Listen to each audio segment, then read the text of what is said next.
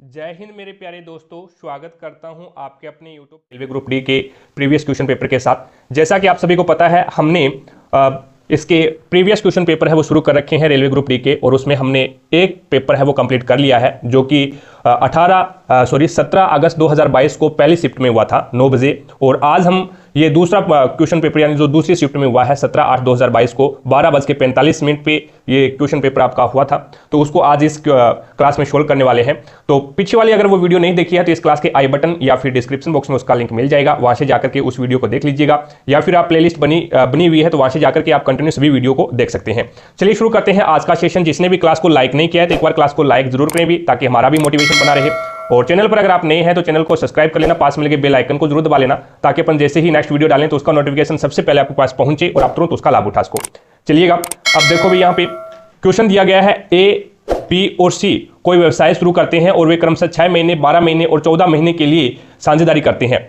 यदि उनके लाभों का अनुपात है वो 5:4:7 है तो उनसे संबंधित निवेशों का अनुपात ज्ञात करो। तो निवेश बराबर क्या होता है, यहाँ पे देखो, निवेश बराबर होता है लाभ बटा समय होता है भी, लाभ बटा समय निवेश होता है। तो यहाँ पे लाभ कितना है, यहाँ पे प्रत्येक का अनुपात निकालेंगे अपन, तो यहाँ पे 5/6 रेशो, अपने पास में 4/12 रेशो, और यहाँ पे आ जाए 7/14। ये इसका क्या आ गया, निवेश का लाभ आ गया। तो इसको अपन सही बटे में बनाएंगे तो यहाँ पे 7 एकम 7 और 7 दुए 14, 1/2, 4 एकम 4, 4 तिये 12, और उसके बाद में यहाँ पे अगर इसको मैं 12 से मल्टीपल कर दूं, सभी को 12 से मल्टीपल कर दूं तो ये कट जाएगा अभी। इसको 12 से मल्टीपल करेंगे, इसको 12 से और इसको 12 से, तो ये 2 एकम 2, 2 छक्के 12, तो यहाँ पे तो आ गया 6। अब 3 एकम 3 और 3 चौके 12, तो यहाँ पे आ गया 4, और यहाँ पे आ जाएगा 6 एकम 6 और 6 दुए 12, 5 दुए 10, तो ये आ गया। अब इसको और सरल कर लो तो ये 2 से कट जाएगा, 2 5 10, 2 दुए 4 और 2 3 6, तो ये आपका रेशियो आ जाएगा, वो आ जाएगा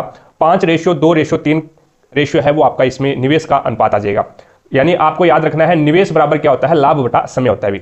आगे चलते हैं, नेक्स्ट देखो भी 2 नंबर क्वेश्चन देखिएगा।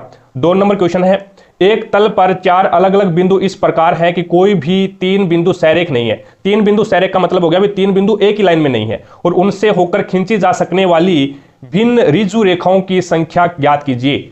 भिन्न ऋजु रेखाओं की संख्या ज्ञात करनी है। तो यहाँ पे 3 बिंदु एक ही लाइन में नहीं होने चाहिए। इस प्रकार से 4 बिंदु है, 4 अलग अलग बिंदु है, इस प्रकार से ये हो गया, ठीक है। अब 3 बिंदु कोई भी एक लाइन में नहीं है। अब इनसे खींचे जा सकने वाली रेखाएं कितनी है वो बताना है। तो यहाँ पे देखिएगा अपन इस प्रकार से खींच सकते हैं भी, एक तो ये हो गया, ठीक है, और एक ये हो गई, और उसके बाद में एक ये हो गई, और एक ये हो गई। उसके बाद में 2 और खींचनी है, तो ये देखो भी इस प्रकार से खींच जाएगी, और ये इस प्रकार से खींच जाएगी। तो ये टोटल लाइन कितनी होगी, 1 2 3 4 और 5 और ये 6, तो टोटल लाइन कितनी हो जाएगी, टोटल लाइन हो जाएगी आपकी 6। आई होप आपको समझ में आया होगा भी। आगे चलते हैं, नेक्स्ट देखिएगा। नेक्स्ट आपके सामने है 3 नंबर क्वेश्चन, संगाई हिरण इनमें से किस राज्य में पाई जाने वाली एक स्थानिक प्रजाति है। तो संगाई हिरण है वो मणिपुर में पाई जाने वाली एक स्थानिक प्रजाति हो जाएगी। तो 4 नंबर क्वेश्चन हो जाएगा, इसमें 4 नंबर ऑप्शन है वो आपका राइट आंसर हो जाएगा, ठीक है। आगे चलते हैं, नेक्स्ट देखो भी। नेक्स्ट 4 नंबर क्वेश्चन है वो यहाँ पे बताना है 35, 12 और 29, 23, 16 और 31 में क्या रिलेशन है, और वही रिलेशन है वो आपका यहाँ पे लग रहा है। अब देखिएगा 35, 12 और 29 और 23, 16 और 31। अब यहाँ पे अगर मैं देखूं तो 35 है, अब 35 में अगर 6, ये 12 है, 12 का आधा कर दूं 6, तो -6 कर दूं तो ये कितना आ जाएगा, 29 आ जाएगा, ठीक है। इसी प्रकार से यहाँ पे 23 है, और ये जो 16 है, इस 16 का आधा करके ऐड कर दूं तो ये कितना आ जाएगा, 31 आ जाएगा। तो यहाँ पे देखिएगा एक तरीका, यहाँ पे ये वाला है ना, ये थोड़ा सा सही नहीं बैठ रहा है, यहाँ पे ये क्वेश्चन में थोड़ा सा मिस्टेक हो सकता है। अब ये फॉर्मूला जो नीचे वाला लगा है ना, इस 23 में इस 16 का आधा करके जोड़ दें तो 31 आ रहा है। तो इसी प्रकार से ये 19 है, इस 19 में इस 4 को आधा करके इस 8 को आधा करके इसमें ऐड कर दें तो ये 23 आ रहा है। तो ये आंसर सही हो रहा है। तो ये दोनों सिचुएशन है वो सही हल हो रही है, लेकिन ये सिचुएशन सही हल नहीं हो रही। तो यहाँ पे 2 नंबर ऑप्शन आपका राइट आंसर हो जाएगा। आगे चलते हुए नेक्स्ट देखिएगा। नेक्स्ट आपके सामने है 5 नंबर क्वेश्चन है।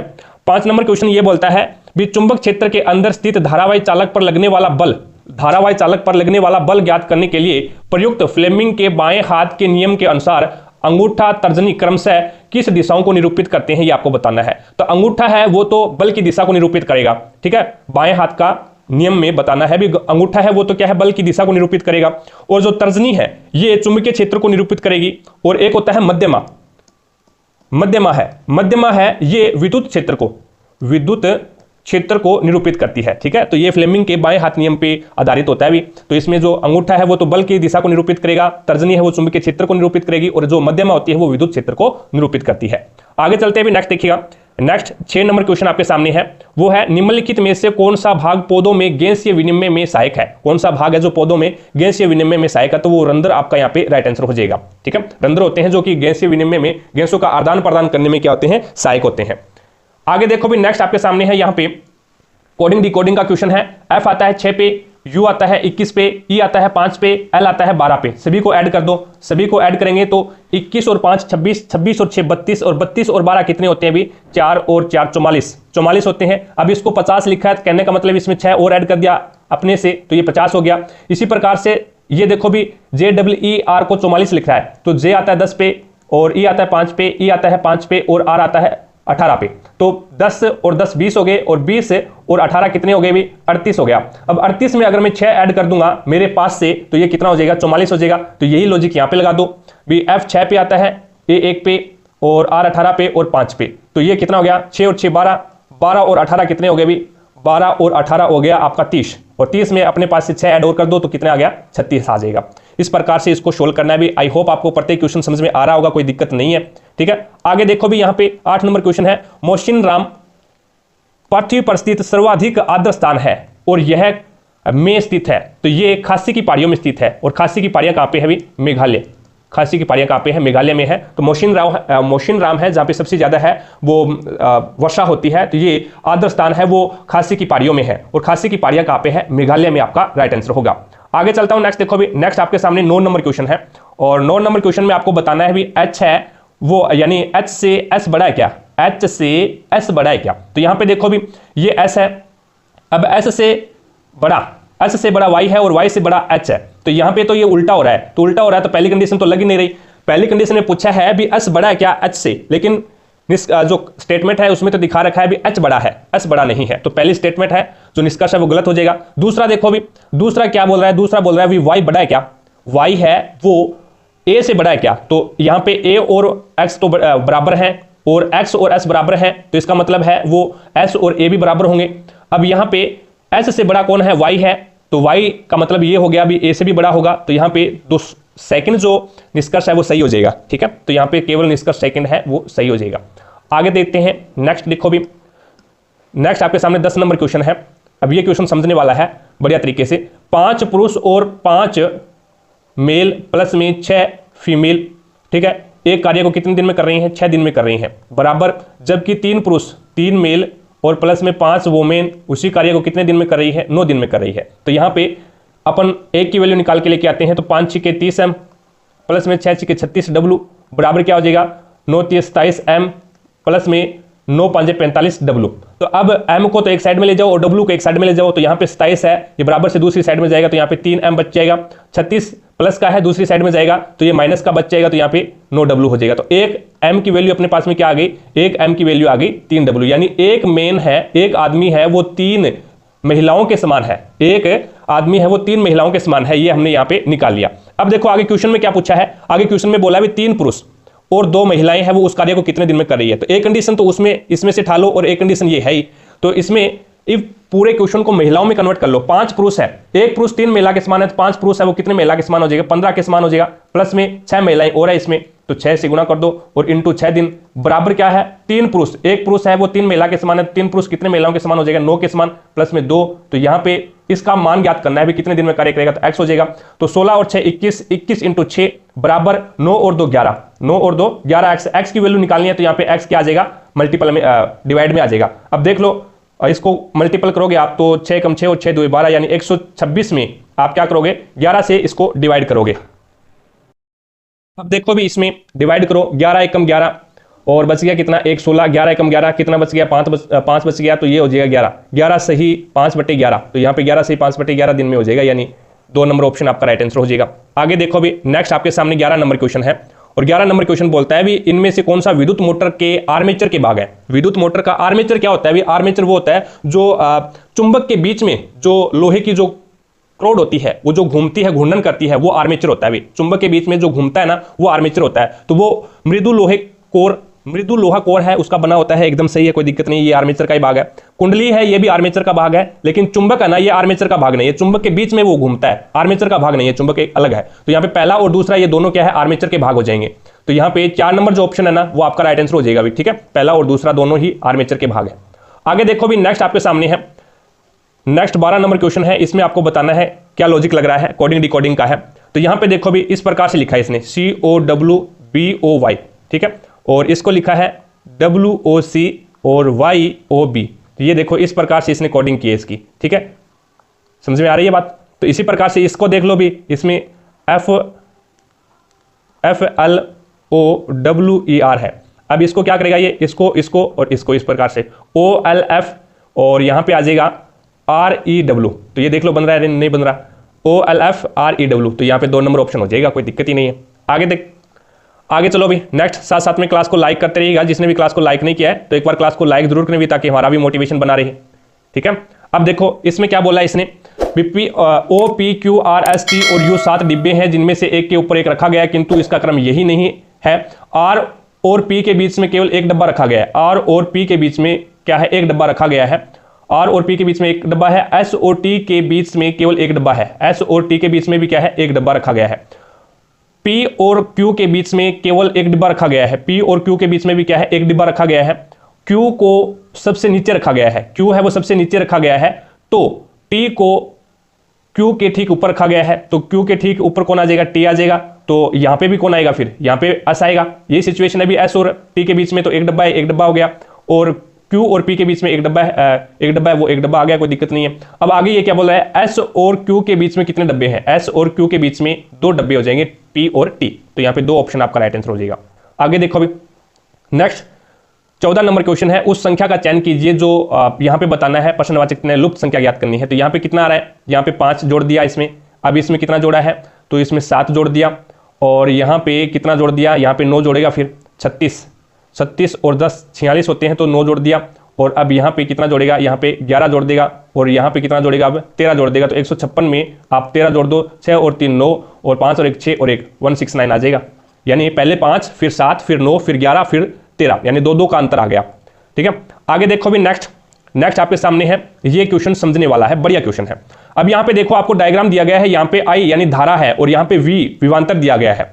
अब देखिएगा धारा है वो इस प्रकार से है, यानी बढ़ रही है, ऊंचा होगा वो क्या है, धारा बढ़ रही है, और इस साइड यानी जैसे नीचा होगा उसमें क्या होगा, धारा विभवांतर बढ़ रहा है। अब यहाँ पे देखिएगा ये 3 प्रतिरोध दिए गए आपको, R3 R1 और R2, ये 3 प्रतिरोध दिए गए आपको। अब इसमें बताना है भी क्या सिचुएशन रहती है, क्या कंडीशन रहती है। जैसे देखिएगा प्रतिरोध क्या होता है, प्रतिरोध है R, ये क्या है, धारा के विपरीत लगता है, भी धारा के विपरीत लगता है। यानी अगर मैं बात करूं यहाँ पे V बराबर, ओम का नियम होता है, V बराबर IR होता है, V बराबर क्या होता है, IR होता है। I बराबर क्या हो जाएगा, फिर R हो जाएगा, यानी I बराबर क्या हो जाएगा, V बटा R हो जाएगा। अब इसमें क्या है, उल्टा संबंध है, यानी अगर धारा बढ़ती है, धारा यानी विद्युत धारा बढ़ेगी तो प्रतिरोध कम हो जाएगा, और प्रतिरोध बढ़ेगा तो धारा कम हो जाएगी। तो कहने का मतलब ये है भी सबसे ज्यादा विद्युत धारा किसमें बह रही है, तो सबसे ज्यादा विद्युत धारा है वो R में बह रही है, क्योंकि R है वो थोड़ा सा खड़ा है यहाँ पे, ठीक है, तो इसकी जो हाइट है वो ज्यादा है R1 और R2 के कंपैरिजन में। तो यहाँ पे R3 में सबसे ज्यादा धारा प्रवाहित हो रही है, तो इसमें सबसे ज्यादा धारा प्रवाहित हो रही है, तो इसमें क्या है, प्रतिरोध कम होगा। जिसमें धारा प्रवाहित होगी, ज्यादा धारा प्रवाहित होगी, उसमें प्रतिरोध कम हो जाएगा, और जिसमें प्रतिरोध ज्यादा होगा तो उसमें धारा प्रवाहित कम होगी। तो R3 में सबसे ज्यादा धारा प्रवाहित हो रही है, तो यहाँ पे इसमें प्रतिरोध क्या हो जाएगा, प्रतिरोध इसमें कम हो जाएगा। तो ये लो प्रतिरोध कम हो गया, ये निशान प्रतिरोध का हो गया, भी R3 है वो कम है। अब R2 में फिर क्या है, धारा ज्यादा प्रवाहित हो रही है, किसके अकॉर्डिंग, R2 के अकॉर्डिंग, तो यहाँ पे इसमें भी प्रतिरोध कम होगा। तो इस प्रकार से ये है वो निशान लग जाएगा, यानी R3 में सबसे कम प्रतिरोध है, फिर R1 में, और फिर R2 में। तो सबसे ज्यादा प्रतिरोध किसमें होगा, R2 में प्रतिरोध होगा, और उसके बाद में R1 में, और उसके बाद में R3 में। तो यहाँ पे ये वाला ऑप्शन है वो आपका राइट आंसर होगा। आई होप आपको समझ में आया होगा भी। धारा और प्रतिरोध, विद्युत धारा और प्रतिरोध है वो एक दूसरे के क्या होते हैं, उल्टे होते हैं। धारा बढ़ेगी तो प्रतिरोध कम हो जाएगा, प्रतिरोध ज्यादा होगा तो धारा कम हो जाएगी भी, ठीक है। अब यहाँ पे देखिएगा क्वेश्चन में क्या दिया गया है, क्वेश्चन में आपको बताना है भी ऐसे कितने अकाउंटेंट है जो द्विभाषी है, ऐसे कितने अकाउंटेंट है जो द्विभाषी है। तो द्विभाषी है तो वो मेल्स भी हो सकते हैं, कोई दिक्कत नहीं है, मेल्स वाला आ सकता है इसके अंदर। तो यहाँ पे अकाउंटेंट भी होना चाहिए और द्विभाषी भी होना चाहिए। तो वो 7 भी है और 15 भी है, 7 भी है और 15 भी है, तो 7 और 15 कितने हो गए, 22। तो आपका यहाँ पे 22 ऑप्शन है ना वो राइट आंसर हो जाएगा। एक मिनट रुकिए, क्या बोला इसने बोला है भी ऐसे कितने अकाउंटेंट है, ऐसे कितने अकाउंटेंट है जो द्विभाषी है।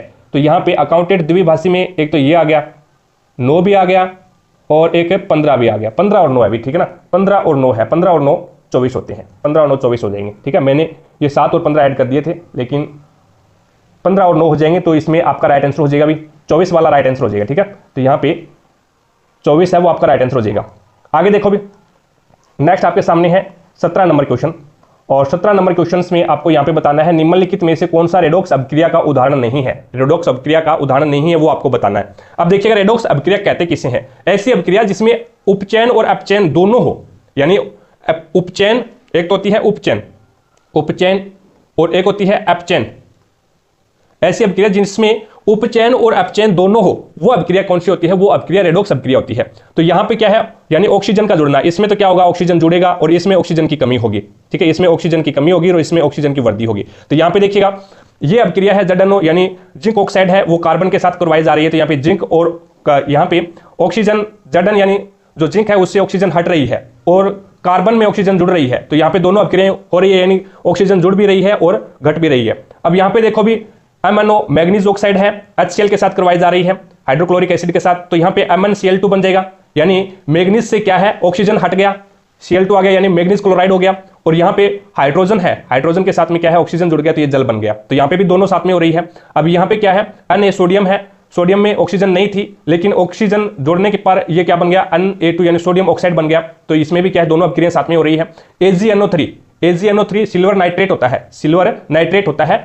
तो यहाँ पे न तो ऑक्सीजन जुड़ रही है और न ही क्या है, ऑक्सीजन घट रही है। तो यहाँ पे जो 4 नंबर है ना, इसमें क्या है, रेडॉक्स अभिक्रिया नहीं हुई। NO3 है अपने आप में एक क्या है, एलिमेंट है, यानी कहने का मतलब कंपाउंड है जो कि नाइट्रेट है, नाइट्रेट होता है AgNO3 या नाइट्रेट होता है, और ये NaCl। तो इसमें अगर आपसे पूछ ले भी ये अभिक्रिया कौन सी है, तो ये अभिक्रिया है वो द्विविस्थापन अभिक्रिया, भी द्विविस्थापन अभिक्रिया हो जाएगी ये, ठीक है। तो यहाँ पे 4 नंबर है ना, उसमें रेडॉक्स अभिक्रिया नहीं हुई है।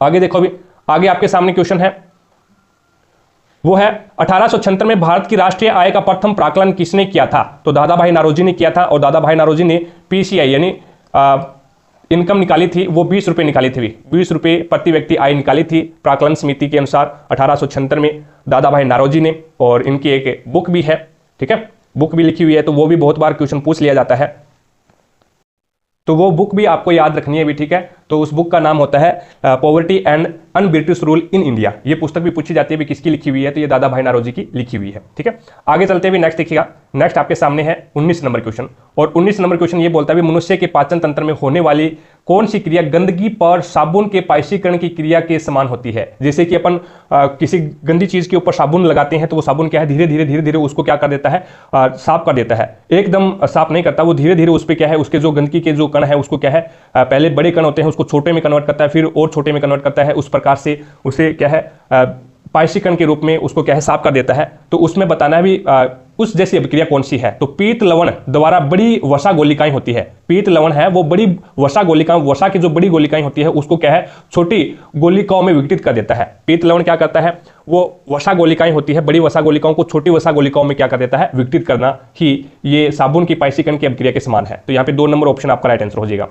आगे देखो भी, नेक्स्ट आपके सामने है 20 नंबर क्वेश्चन, और 20 नंबर क्वेश्चन में आपको यहाँ पे बताना है, अब प्लस का अर्थ क्या है, भाग है, प्लस का अर्थ भाग है। तो यहां से इस प्रकार से भी आप कर सकते हो, 4 एकम 4, 4 चौके 16, तो 4 आ गया, ठीक है। और उसके बाद में आगे यहाँ पे क्या दिया गया है, माइनस का अर्थ है गुणा, तो माइनस का अर्थ है गुणा, 8 चौके 32 हो गया भी, ठीक है। और भाग का अर्थ क्या है, माइनस है, तो भाग का अर्थ है माइनस हो गया, और 3, और गुणा का अर्थ क्या है, प्लस है, तो यहाँ पे प्लस हो गया। 32 और 3 कितने होते हैं, 32 और 2 34, और 34 में से 3 जाएगा तो 31 बच जाएगा। तो यहाँ पे 4 नंबर ऑप्शन आपका राइट आंसर हो जाएगा, ठीक है। आगे देखो भी, नेक्स्ट आपके सामने है 21 नंबर क्वेश्चन है, 14 वर्ष पहले एक पिता की आयु उसके पुत्र की आयु की 3 गुनी थी। तो पुत्र की आयु की 3 गुनी थी, ये पुत्र हो गया और ये पिता हो गया, ठीक है। मैंने मान लिया भी पुत्र की आयु 1 है तो उसकी 3 गुनी, यानी इसके बीच में रेशियो बन गया 14 वर्ष पहले का, तो ये बन गया 3:1। वर्तमान में पिता की आयु उसके पुत्र की आयु की दुगनी है, तो उसके पुत्र की आयु की क्या है, दुगनी है।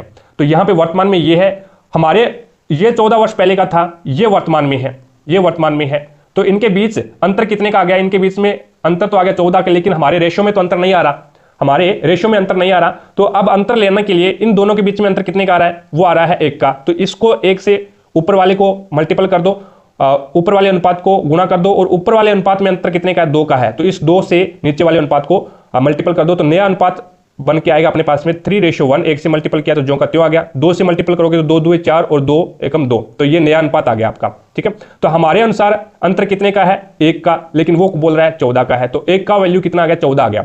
अब क्या बोल रहा है, पिता और पुत्र की आयु का योग आपको बताना है वर्तमान, तो वर्तमान में उसकी आयु कितनी है। अब ये रेशियो है वो काम करेगा, अभी ये रेशियो आपका काम नहीं करेगा। अब 4 और 2 6, तो 6 है, लेकिन 1 की वैल्यू 14, तो 6 की वैल्यू क्या आ जाएगी, तो 14 6 84 होता है, तो यहाँ पे आपका राइट आंसर हो जाएगा 2 नंबर, 84 आपका यहाँ पे राइट आंसर हो जाएगा। ठीक है, पिता की आयु वर्तमान में 4 है और पुत्र की आयु 2 है, तो दोनों का योग तो 6 हो गया, 1 की वैल्यू 14 है, तो 14 6 84 हो गया। आगे देखो भी नेक्स्ट आपके सामने है 22 नंबर क्वेश्चन, और 22 नंबर क्वेश्चन बोलता है निम्नलिखित में से कौन सी संख्या 4 और 8 दोनों से विभाजित है। तो 4 का नियम ये बोलता है कोई भी संख्या है अगर वो 4 से डिवाइड है तो आप उसके लास्ट के 2 डिजिट, लास्ट के 2 अंक, 2 अंकों में 4 से डिवाइड करके देख लो, तो वो संख्या अगर लास्ट के 2 अंक है वो अगर डिवाइड है 4 से, तो वो पूरी की पूरी संख्या 4 से डिवाइड हो जाएगी। 8 की विभाजकता का नियम ये बोलता है भी कोई संख्या है उसके लास्ट के 3 डिजिट, 3 अंक है, वो अगर 8 से डिवाइड है तो वो पूरी की पूरी संख्या है वो 8 से डिवाइड हो जाएगी। देखो अब यहाँ पे 42 है, ये 4 से डिवाइड नहीं है क्योंकि 4 एकम 4 बच गया 2, तो ये तो 4 से डिवाइड नहीं है, तो 8 से डिवाइड कहां से होगा। अब ये 42 है, ये भी 4 से डिवाइड नहीं है, 82 है, ये भी 4 से डिवाइड नहीं है क्योंकि ये 4 से डिवाइड करेंगे तो ये 2/4 आ जाएगा लास्ट में, तो यहाँ पे बच गया संख्या 1 अपने पास में। अब इसमें देखो 24 है वो 6 से डिवाइड हो जाएगा, और 824 है ये भी 8 से डिवाइड हो जाएगा, 8 एकम 8 बच गया, और उसके बाद में 0 और 8 3 24 यानी 103, तो यहाँ पे 3 नंबर ऑप्शन आपका राइट आंसर हो जाएगा। आगे देखो भी नेक्स्ट 23 नंबर क्वेश्चन देखिएगा। 23 नंबर क्वेश्चन है ये करंट अफेयर का है भी ये। ठीक है, निम्नलिखित में से किस खेल के उत्कृष्ट योगदान के लिए टीपी ओसेफ को 2021 में द्रोणाचार्य पुरस्कार से सम्मानित किया गया था, तो वो एथलेटिक्स आपका यहाँ पे राइट आंसर हो जाएगा। ठीक है, वैसे करंट अफेयर वाला अपने कोई काम में आने वाला नहीं है अभी। अब यहाँ पे देखो भी ये क्या बोल रहा है, अभी इसमें देखिएगा ये क्या कहता है, 3x² प्लस 6x माइनस 5 बराबर 0, तो मूल की प्रकृति क्या होगी। अब यहाँ पे 3 कंडीशन होती है, अभी तीनों की तीनों कंडीशन आप एक बार समझ लेना। जैसे कि तीनों कंडीशन होती है b² माइनस 4ac बराबर 0। अगर b² माइनस 4ac बराबर 0 है तो जो मूल होंगे वो क्या होंगे, वास्तविक होंगे और क्या होंगे, समान होंगे। ठीक है, अगर 0 के बराबर है तो मूल वास्तविक और समान होंगे। दूसरी कंडीशन होती है b² माइनस 4ac और ग्रेटर देन 0। अगर ये 0 से बड़े हैं, b² माइनस 4ac अगर ये 0 से बड़े हैं तो मूल वास्तविक होंगे और क्या होंगे, असमान होंगे। ठीक है, और b² माइनस 4ac और ये अगर 0 से छोटे हैं तो क्या होंगे, काल्पनिक मूल होंगे, काल्पनिक होंगे भी। ठीक है, तो यहां पे ये वैल्यू लगा के देख देते हैं। तो ये देखिए b² का मान आपके पास में कितना है, 6 है, b का मान आपके पास में 6 है, तो स्क्वायर करनी है तो 36 हो गया। ठीक है, माइनस का निशान आ जाएगा। अब a कितना है, 3 है, और c कितना है, 5 है। a कितना है, 3 है और c 5 है, और ये गुणा करेंगे 3 5 15 और 15 चौके 60, तो ये माइनस का कितना आ जाएगा, 60 आ जाएगा। अब बराबर 0। अब देखो भी प्लस और माइनस क्या हो गया, प्लस हो गया, तो 36 प्लस में क्या आ गया, 60 बराबर क्या आ जाएगा, 0। तो यहाँ पे ये क्या है, 0 से बड़ा है, 0 से बड़ा है भी, यानी 36 और 60 6 और 9 96 बड़ा है किससे, 0 से। तो यहाँ पे कौन सी ये वाली कंडीशन लगेगी, यानी वास्तविक होंगे और क्या होंगे, असमान होंगे। तो मूल वास्तविक होंगे और क्या होंगे, असमान होंगे। तो 3 नंबर ऑप्शन आपका राइट आंसर हो जाएगा। आगे चलते हुए नेक्स्ट देखिएगा, नेक्स्ट आपके पास में 25 नंबर क्वेश्चन आता है, और 25 नंबर क्वेश्चन क्या कहता है कि दिए गए परिपथ में 4 ओम प्रतिरोध के टर्मिनलों के बीच में विभवपात आपको ज्ञात करना है। विधारा है वो कितनी इसमें प्रवाहित हो रही है, ये विभवपात आपको ज्ञात करना है। कौन से में, इसके बीच में ज्ञात करना है आपको, इसके बीच में ज्ञात करना है। तो आपके पास में क्या होना चाहिए, I होना चाहिए, R होना चाहिए और V होना चाहिए। तो V तो आपके पास में है कितना, V बराबर है 5, तो V तो आपके पास में 5 दे रखा है। ठीक है, आपके पास में R नहीं है, तो ये दोनों क्या है, श्रेणी क्रम में जुड़े हुए हैं, तो इसमें R कितना हो जाएगा, तुल्य प्रतिरोध कितना आ जाएगा, तुल्य प्रतिरोध 4 प्लस में 6, तो बराबर तुल्य प्रतिरोध आपके पास में 10 आ गया। अब आपको I निकालना है, तो ओम का नियम का यूज करोगे आप। V बराबर क्या होता है, IR होता है, V बराबर क्या होता है, IR होता है। I बराबर क्या हो जाएगा, I बराबर हो जाएगा V अपॉन में R, और V आपके पास में कितना है, 5 है, और R आपके पास में कितना है, 10 है, तो ये कितना आ जाएगा, 0.5 आ जाएगा, 0.5 एम्पियर, 0.5 एम्पियर आ जाएगा। अब आपको क्या करना है, अब आपको यहां पे निकालना है, यहां इसके ऊपर है वो कितना विद्युत धारा प्रवाहित हो रही है, कितनी वोल्टेज है, धारा है वो कितनी वोल्टेज में है, यहां पे आपको 4 ओम वाले प्रतिरोध में ज्ञात करनी है। ठीक है, तो यहां पे आपको पता है V बराबर क्या होता है, V बराबर होता है IR होता है, V बराबर IR होता है। तो I की वैल्यू आपने निकाली है कितनी है, 0.5 इंटू R की वैल्यू कितनी है, आपने निकाली है 10। आपने कितनी निकाली है, R की वैल्यू कितनी निकाली थी, R की वैल्यू ये लेनी है भी। अब आर की वैल्यू है वो 4 ओम लेनी है, 4 ओम वाले में देखना है ना आपको, तो 4, तो ये कितना हो जाएगा 4 5 20, तो 1 अंक के बाद में पॉइंट लगेगा, तो यहाँ पे क्या आ जाएगा 4 वोल्टेज, तो यहाँ पे जो 2 वोल्टेज आ जाएगा, यानी 4 नंबर ऑप्शन है वो आपका राइट आंसर हो जाएगा। दोबारा से सुनिएगा भी, आपको इसके अंदर है 4 ओम वाले में बताना है, 4 ओम प्रतिरोध वाला है ना, इसमें आपको बताना है भी अब देखो भी यहाँ पे अब अपने को 4 ओम में विभक्त वलय यानी विभवपात बताना है, वोल्टेज कितना इसमें प्रवाहित हो रहा है। तो यहाँ पे देखिएगा ओम के नियम से अपन हल करेंगे, अपने पास में V दिया गया है 5 वोल्टेज है, और यहाँ पे R अपन को निकाल लेना क्योंकि ये श्रेणी क्रम में है, तो डायरेक्ट जुड़ जाएगा, 6 और 4 10 हो गए, ठीक है। तो तुल्य प्रतिरोध 10 आ गया आपके पास में, तो यहाँ से अब V बराबर IR ओम का नियम बोलता है, और यहाँ पे आपको I निकाल लेनी है, I बराबर क्या हो जाएगा V अपन में R हो जाएगा, तो ये V अपने पास में 5 है, तुल्य प्रतिरोध अभी निकाला अपने 10, तो ये एम्पियर कितना आ जाएगा, I का मान आपके पास में 0.5 आ जाएगा। अब 0.5 से आपको अब क्या करना है, ये वोल्टेज निकालनी है यहाँ पे, तो कितनी वोल्टेज प्राप्त होती है 4 ओम वाले को, तो यहाँ पे 5 अपने पास में क्या है, 5 अपने पास में 0.5 एम्पियर धारा है, और इंटू 4 यानी जो प्रतिरोध लेना है वो 4 ओम वाला लेना है, तो 4 आ जाएगा, तो 4 और 4 5 20, तो ये कितना आ जाएगा 2 वोल्टेज आ जाएगा। और अगर आपसे 6 वोल्टेज वाला पूछता तो यही होता है 0.5 इंटू 6 और 5 6 के 30, 0.30 यानी 3.0, तो यहाँ पे 3 आ गया। टोटल कितना हो गया, 2 इसका है और 3 इसका है, तो टोटल 5 आ रहा है, ये 5 इसमें दिखा रहा है, कोई दिक्कत नहीं है। आगे चलते हुए नेक्स्ट देखो, नेक्स्ट आपके पास में है 26 नंबर क्वेश्चन, और 26 नंबर क्वेश्चन बोलता है अनुच्छेद 279A इनमें से किस संवैधानिक निकाय से संबंधित है, तो वो वस्तु और सेवा कर परिषद से संबंधित हो जाएगा। अनुच्छेद आर्टिकल 279A है, वो संवैधानिक किस संवैधानिक निकाय से संबंधित है, तो वो वस्तु और सेवा कर परिषद से हो जाएगा, ठीक है। आगे चलते हुए नेक्स्ट आपके पास में आता है, जब शोषक भुजे व चूना, शोषक भुजा व चूने का क्लोरीनीकरण होता है तो मुख्य उत्पाद के रूप में क्या बनेगा, तो यहाँ पे देखो भाई शोषक भुजा व चूना क्या होता है, CaOH की ट्वाइस होता है, CaOH की ट्वाइस है वो शोषक भुजा व चूना होता है, और इसमें क्लोरीनीकरण करवाते हैं, Cl2 करवाते हैं, तो क्या बनेगा अपने पास में, तो ये बन जाएगा CaOCl2 यानी कैल्शियम ऑक्सीक्लोराइड, प्लस में क्या बन जाएगा आपके पास में H2O गैस और हाइड्रोजन गैस निकलेगी, तो ये अभिक्रिया होती है अभी इसमें। CaOH की ट्वाइस यानी शोषक भुजा व चूना कौन सा होता है, Ca यानी कैल्शियम हाइड्रोक्साइड होता है, CaOH की ट्वाइस होता है, प्लस में उसमें क्लोरीनीकरण करवाते हैं, Cl2 गैस प्रोवाइड करते हैं, क्लोरीन गैस, तो ये बन जाता है CaOCl2 यानी ये हो जाता है कैल्शियम ऑक्सीक्लोराइड, और हाइड्रोजन गैस है वो निकल जाती है, तो यहाँ पे कैल्शियम ऑक्सीक्लोराइड है वो बनेगा उत्पाद के रूप में। आगे चलते हुए नेक्स्ट देखो, नेक्स्ट आपके सामने यहाँ पे है भी बताया है, इसमें से ऐसी कितनी संख्याएं हैं जिसमें ठीक पहले एक सम है और ठीक बाद में एक क्या है, सम है।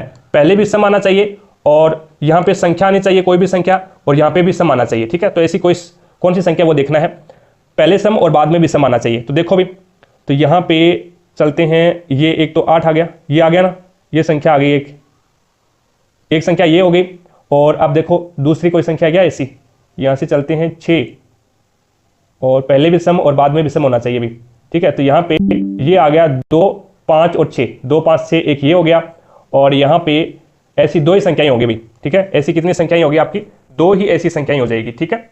अब चलो नेक्स्ट क्वेश्चन पे लेके चलता हूं, साथ साथ में क्लास को लाइक करते रहिएगा, जिसने भी क्लास को लाइक नहीं किया तो एक बार क्लास को लाइक जरूर करें ताकि हमारा भी मोटिवेशन बना रहे भी, और चैनल पर नए हैं तो चैनल को सब्सक्राइब कर लेना, पास में लगे बेल आइकन को जरूर दबा लेना ताकि अपन जैसे ही नेक्स्ट वीडियो डालें तो उसका नोटिफिकेशन सबसे पहले आपके पास पहुंचे और आप तुरंत उसका लाभ उठा सको भी, ठीक है।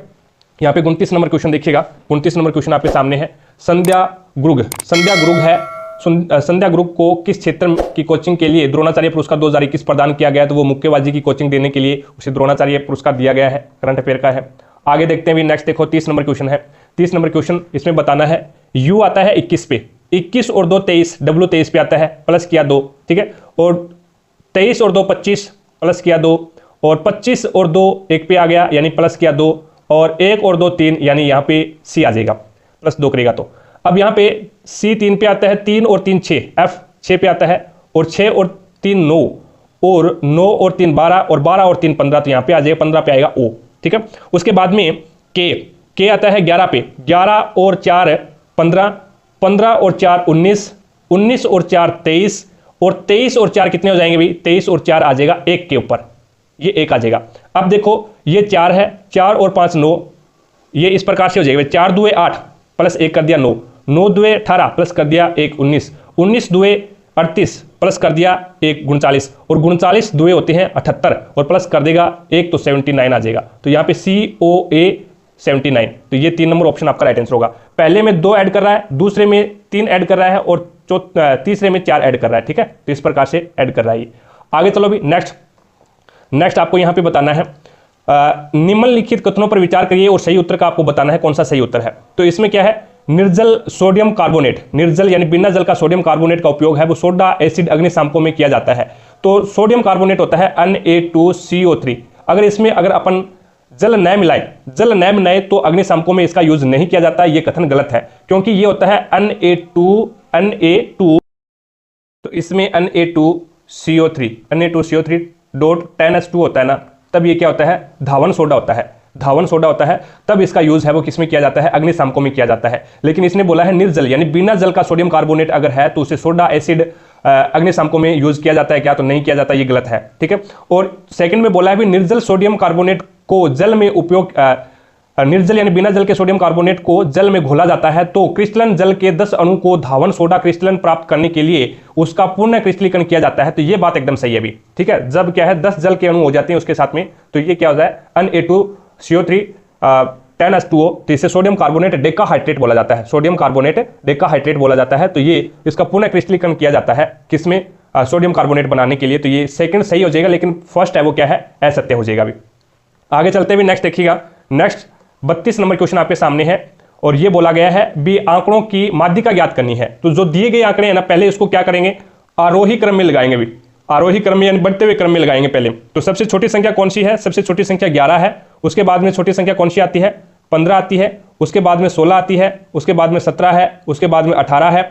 और उसके बाद में छोटी संख्या कौन सी है अभी, उसके बाद में 22 आ गई। और उसके बाद में 33 आ गया। उसके बाद में 51 आ गया, 71 आ गया और यहाँ पे आ गया 75। अब टोटल संख्या ऐड देख लो भी, टोटल संख्या आप देख लो कितनी है, 1 2 3,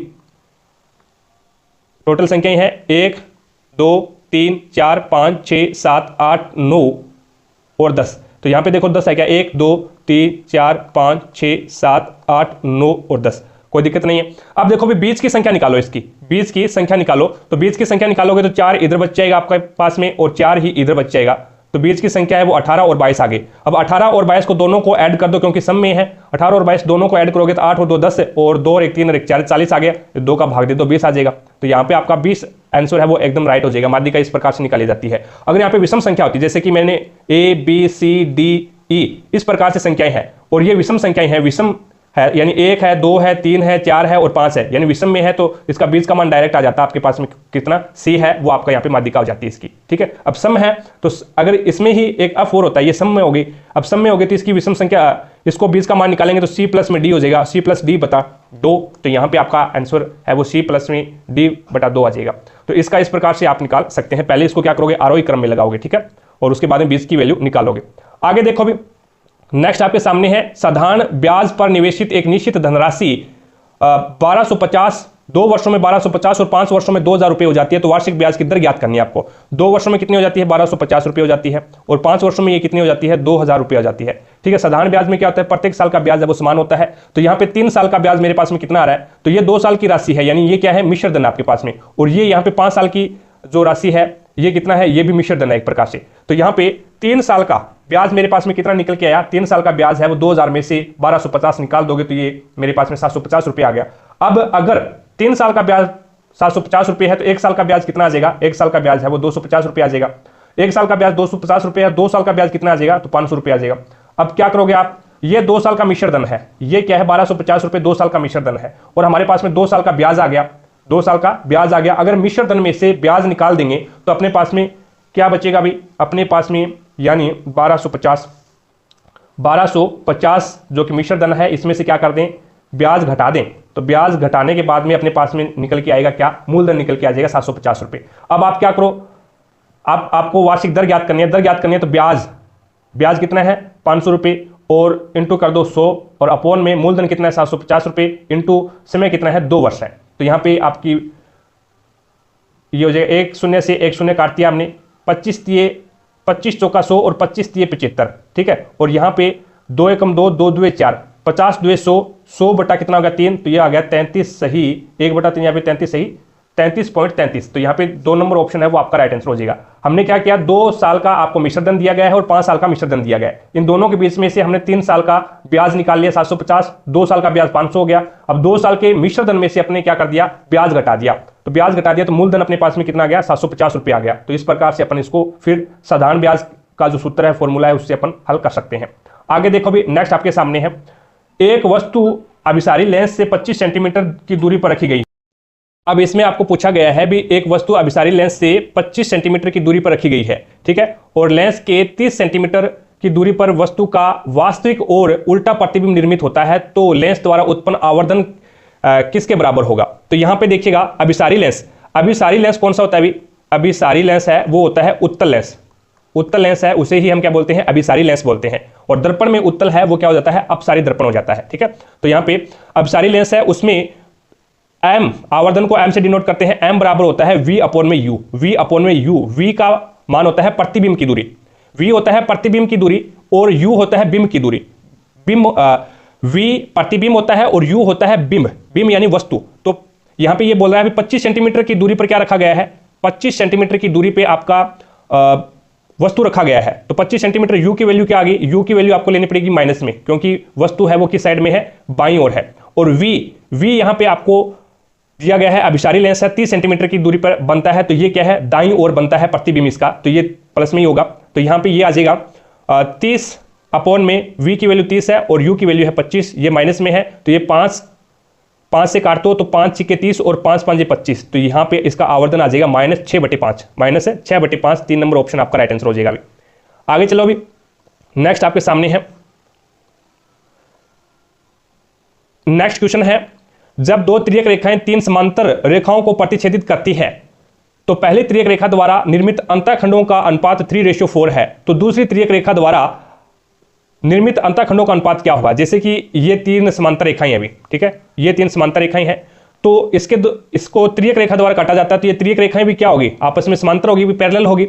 अब इसके जो अंतःखंड है, जो अंदर का जो कोण है, यहाँ पे ये कोण बोल रहा है, ये कोण, इस कोण का जो रेशियो है वो क्या है, 3:4 है। ये 3 है और ये 4 है। अब ये बोल रहा है भी इसका और इसका क्या कोण होगा, तो जब ये रेखाएं पैरेलल है, ये रेखाएं क्या है, पैरेलल है, और ये जो त्रियक रेखाएं हैं वो भी क्या होती है, एक दूसरे के पैरेलल होती है। अगर यहाँ पे 3:4 बनाया है तो यहाँ पे भी क्या बनेगा, 3:4 के अंतःखंडों का अनुपात होगा, भी इसका 3:4 ही हो जाएगा। तो यहाँ पे 1 नंबर ऑप्शन आपका राइट आंसर हो जाएगा। ठीक है, आगे देखते हैं भी, नेक्स्ट देखो, नेक्स्ट आपके पास में यहाँ पे क्वेश्चन है, एक पाठ्य पुस्तक के कुल पन्नों की संख्या कितनी है, 892 है। कुल पन्नों की संख्या कितनी है, 892 है। इसे 2 भागों में बांटा जाता है, तो इसको 2 भागों में बांट दो, तो 2 2 4 और 2 चौके 8 और 2 चौके 8 बच गया, 1 2 6 12, यानी 446 पेज आ जाएंगे दोनों जगह, 446 और 446 आ जाएंगे।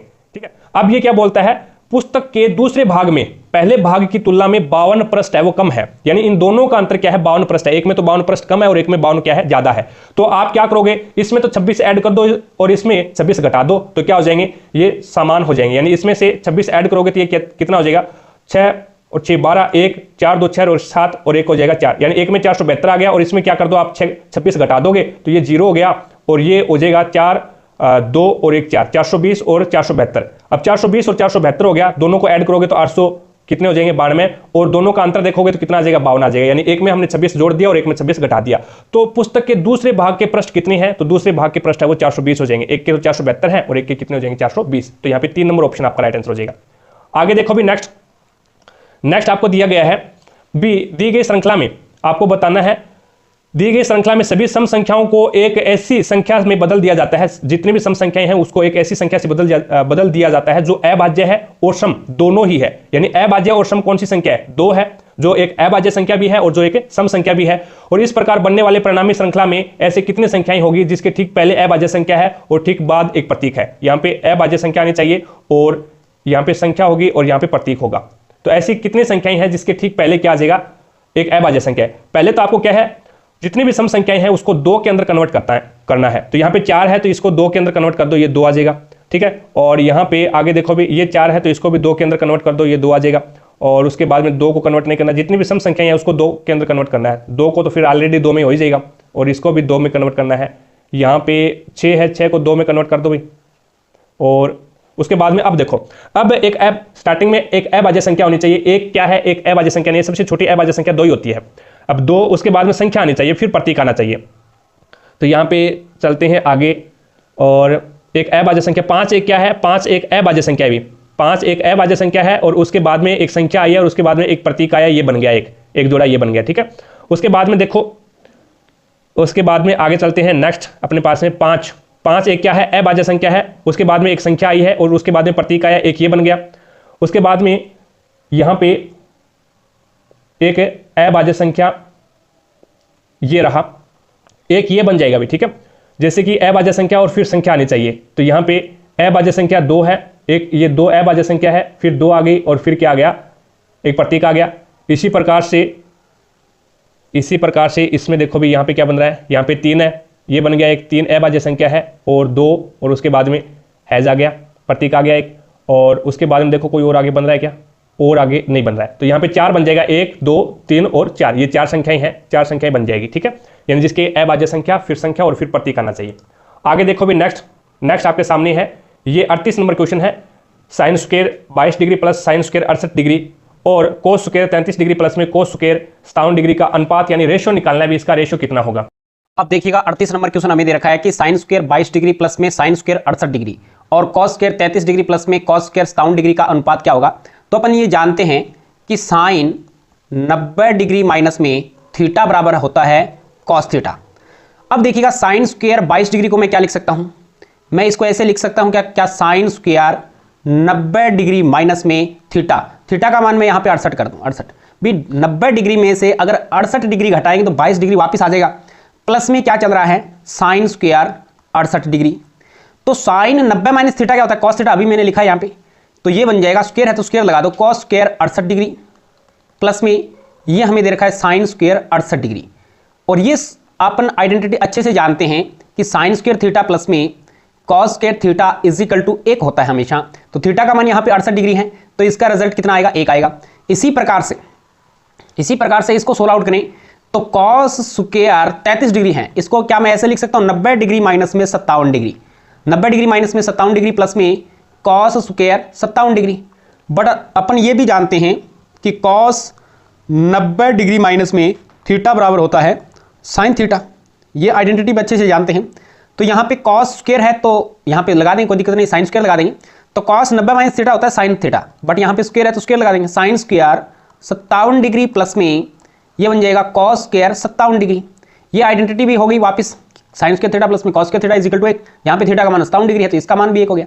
इसका अनुपात पूछा है, अनुपात हो जाएगा 1:1। इसका भी रिजल्ट 1 आया, इसका भी रिजल्ट 1 आया, तो ऑप्शन नंबर सेकंड इसका राइट आंसर हो जाएगा। अब चलते हैं नेक्स्ट क्वेश्चन पे। अगला क्वेश्चन देखो भी 39 नंबर क्वेश्चन है। उपभोक्ता अधिकारों के संदर्भ में कोपरा का पूर्ण रूप आपको बताना है। पूर्ण रूप क्या होता है, फुल फॉर्म क्या होती है, तो ये होता है कंज्यूमर प्रोटेक्शन एक्ट होता है भी, कंज्यूमर प्रोटेक्शन एक्ट कोपरा का पूर्ण रूप होता है। आगे देखो भी नेक्स्ट आपके पास में 40 नंबर क्वेश्चन है, बढ़िया क्वेश्चन है। साइक्लोहेक्सेन का सूत्र होता है C6H12। C6H12 है वो साइक्लोहेक्सेन का फॉर्मूला होता है। इसमें कार्बन के मध्य बंध कितने होते हैं, तो कार्बन कितने हैं, 6 है तो 6 बंद हो जाएगा। और कार्बन हाइड्रोजन के मध्य कितने बंद होते हैं, तो हाइड्रोजन कितने हैं, 12, तो 12 हो जाएगा। तो इस प्रकार कुल सहसंयोजी बंध कितने हो जाएंगे, तो 6 और 12 कितने हो गए, 18 हो जाएंगे। अब देखो भी इसको इस प्रकार से भी आप समझ सकते हैं, कार्बन 6 आने चाहिए, ठीक है, 6 कार्बन आना चाहिए, किसी के बीच में डबल बॉन्ड नहीं होगा। तो यहाँ पे 6 कार्बन इस प्रकार से हमने ऐड कर दिए। अब 12 हाइड्रोजन जोड़ने आपको, ठीक है, तो 12 हाइड्रोजन जोड़ दो और कार्बन के हाथ है वो भी कंप्लीट होने चाहिए, ठीक है। अब ये इस प्रकार से आपको ऐड करनी है, 1 2 3 4 5 और 6 है, कोई दिक्कत नहीं है। 12 हाइड्रोजन जोड़ने इसमें, और कार्बन के हाथ है 4 वो भी कंप्लीट होने चाहिए इस प्रकार से। ये 12 हाइड्रोजन जुड़ गए। अब इसने क्या पूछा है, कार्बन के मध्य बॉन्ड पूछा है। कार्बन के मध्य बॉन्ड है वो कितनी है, तो वो आपको यहाँ पे काउंट कर लेनी है। अभी कार्बन कितने, 6 कार्बन है, तो इसके बीच में कार्बन के मध्य है वो 6 ही बॉन्ड होंगे, ठीक है। और उसके बाद में इसने क्या पूछा है, 12 हाइड्रोजन है, तो 12 हाइड्रोजन के इसमें जो बॉन्ड होंगे वो 12 होंगे। और उसके बाद में इसने पूछा है कार्बन और हाइड्रोजन यानी कुल कितने बॉन्ड होंगे, तो कुल कितने होंगे, तो कुल 18 हो जाएंगे, 12 और 6 18 हो जाएंगे। इस टोटल को आप काउंट करोगे ना टोटल, तो ये 18 ही बॉन्ड होंगे। ये बॉन्ड होते हैं अभी, ये जो बॉन्ड होते हैं ना, ये जुड़े हुए हैं वो बॉन्ड होते हैं, ठीक है। तो ये टोटल कितने हो जाएंगे, 18 हो जाएंगे। तो साइक्लोहेक्सेन का फॉर्मूला होता है C6H12। आगे चलते हुए नेक्स्ट देखिएगा, ये भी बढ़िया क्वेश्चन है साइंस का, और साइंस के 25 क्वेश्चन आते हैं अभी। ठीक है, साइंस के 25 क्वेश्चन आते हैं। अब इसने बोला है भी निम्न में से आपतित किरण निर्गत किरण को क्रमशः किस प्रकार दर्शाया गया है। जो आने वाली किरण है वो क्या है, आपतित किरण है। तो यहाँ पे ए और बी क्या हो जाएगी, आपतित किरण हो जाएगी। ठीक है, उसके बाद में प्रिज्म से जो निकल रही है, प्रिज्म से जो निकल रही है बी और सी, ये तो ये आपतित किरण हो जाएगी। और ये बी और सी है, ये अपवर्तित किरण है। ये क्या है, अपवर्तित किरण है। ठीक है, और उसके बाद में बी और सी ये अपवर्तित किरण होगी। और उसके बाद में सी और डी ये क्या होगी, इसकी ये निर्गत किरण हो जाएगी। ये क्या है, निर्गत किरण हो जाएगी। और यहां पे अगर मैं अभिलंब डालूंगा, तो ये जो कोण बनेगा ना, ये कोण आई बनेगा। ठीक है, और ये जो कोण बनेगा, ये कोण क्या बनेगा, आर बनेगा। यानी ये आपतन कोण बनेगा और ये आर कोण बनेगा। और यहां पे अगर मैं अभिलंब डालूंगा तो ये कोण है, ये कोण बनेगा ई, और ई कोण होता है निर्गत कोण, तो ये कोण बनेगा निर्गत कोण। तो ये भी बहुत बार पूछ लेता है। और अगर इसको अपन पीछे की ओर बढ़ाएं और इसको आगे की ओर बढ़ाएं, और जिस साइड में ये एक दूसरे को काटेगा, यहां पे जो कोण बनेगा वो यहां पे विचलन कोण होगा। वो क्या होगा, विचलन कोण हो जाएगा। ठीक है, तो यहां पे अपन ने को पूछा है आपतित किरण और निर्गत किरण कौन सी है, तो आपतित किरण ए बी हो जाएगी और निर्गत किरण है वो सी डी हो जाएगी। तो ए बी और सी डी यानी 4 नंबर ऑप्शन आपका राइट आंसर हो जाएगा। आगे देखते हैं भी नेक्स्ट। देखो भी नेक्स्ट आपके पास 42 नंबर क्वेश्चन है। और 42 नंबर क्वेश्चन में क्या दिया गया है, इसमें दिया गया है यहां पर चलो भी, यहां पे इसने बोला है यदि परीक्षा फर्स्ट और सेकंड दोनों का पूर्णांक क्या है, 80 है, दोनों का पूर्णांक 80 है। और परीक्षा तीसरी 3 नंबर जो टेस्ट है इसका पूर्णांक क्या है, 100 है। तो टोटल पूर्णांक कितना हो गया, 80 और 80 160 और 100 260 हो गया। टोटल पूर्णांक कितना हो गया, 260 है। तो तीनों सभी परीक्षाओं को प्रदर्शन को हेतु ए और सी, ए ने सी से कितने प्रतिशत अधिक अंक प्राप्त किए हैं। तो ए ने टोटल कितने अंक प्राप्त किए हैं वो देख लो। ए ने पहले में 45 है, दूसरे में 50 है और तीसरे में 75 अंक है। ठीक है, सी ने पहले में 40 अंक प्राप्त किए, दूसरे में 45 और तीसरे में 65 अंक प्राप्त किए। अब जोड़ लो, 5 और 5 10 और 6 और 4 10 और 4 14 और 5 1 15, 150 अंक सी ने प्राप्त किए हैं।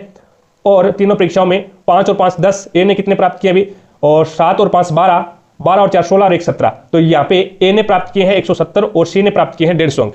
तो इसने पूछा क्या है, ए ने सी से कितने प्रतिशत अंक अधिक प्राप्त किए हैं। तो ए ने सी से 20% अंक अधिक प्राप्त किए हैं। और आपको क्या निकालना है, यहाँ पे प्रतिशत निकालना है। तो 20 अंक प्राप्त किए हैं किसमें से, 260 में से अधिक प्राप्त किए हैं। और प्रतिशत निकालने के लिए 100 से मल्टीपल कर दो। तो यहाँ पे 1 से 1 कैंसिल हो जाएगा, 2 एकम 2 और 13 2 26। तो 100 के अंदर आप क्या करोगे, 13 का भाग लगाओगे। 13 7 91 होता है, बच गया कितना 9 90, 13 छिक्के, यहाँ पे 13 7 91 लग गया पॉइंट, और 13 छिक्के 13 5 65, 13 छिक्के 78। तो ये 7.6 के लगभग आ जाएगा, 7.6 के लगभग। यहाँ पे ऑप्शन नंबर 4 में ही है, तो यहाँ पे 7.69% आ जाएगा अभी। ठीक है, आगे देखो भी नेक्स्ट आपके सामने है 43 नंबर क्वेश्चन। और वो ये है ए और बी, ए की आयु बी की आयु से दुगनी है। ये ए की आयु है, ये ए की है, ये बी की है और ये सी की है। ठीक है, अब यहाँ पे इसने बोला है ए की आयु है वो बी से दुगनी है, और बी की आयु है वो सी की आयु के 1/3 के बराबर है। बी की आयु सी की आयु के 1/3 के बराबर है। अगर मैं सी की आयु मान लूँ भी 6 है, सी की आयु 6 मान लूँ, तो बी की आयु कितनी हो जाएगी भी, 6 का 1/3 निकालना है, तो यहाँ पे 2 हो जाएगा। ठीक है, और यहाँ पे ए की आयु है वो बी से दुगनी है, तो बी की 2 है तो ए की 4 हो जाएगी। तो ये मैंने 6 इसीलिए माना भी ये सही बटे में ना आए, यानी फ्रैक्शन में या फिर भिन्न के अंदर ना आए, तो इसीलिए मैंने 6 माना है इसको। तो यहाँ पे क्या बोला है, ए बी और सी की आयु का योगफल 42 है। तो हमारे अनुसार योगफल इसका कितना है, 6 और 4 10 और 2 12, लेकिन वो प्रश्न में बोल रहा है 42 है, तो एक का मान निकाल लो, 42 बटे कितना आ गया 12। अब इसने बोला क्या है, ए और बी की आयु का योगफल ज्ञात करना है। तो ए और बी की आयु का योगफल हमारे अनुसार क्या है, 4 और 2 6, तो इंटू कर दो 6 से। तो 2 एकम 2, 6 एकम 6, 6 2 12 और 2 एकम 2 21 2 42। तो यहाँ पे 21 आ जाएगा। तो 4 नंबर ऑप्शन है वो आपका राइट आंसर हो जाएगा। आगे देखो भी 44 नंबर क्वेश्चन है।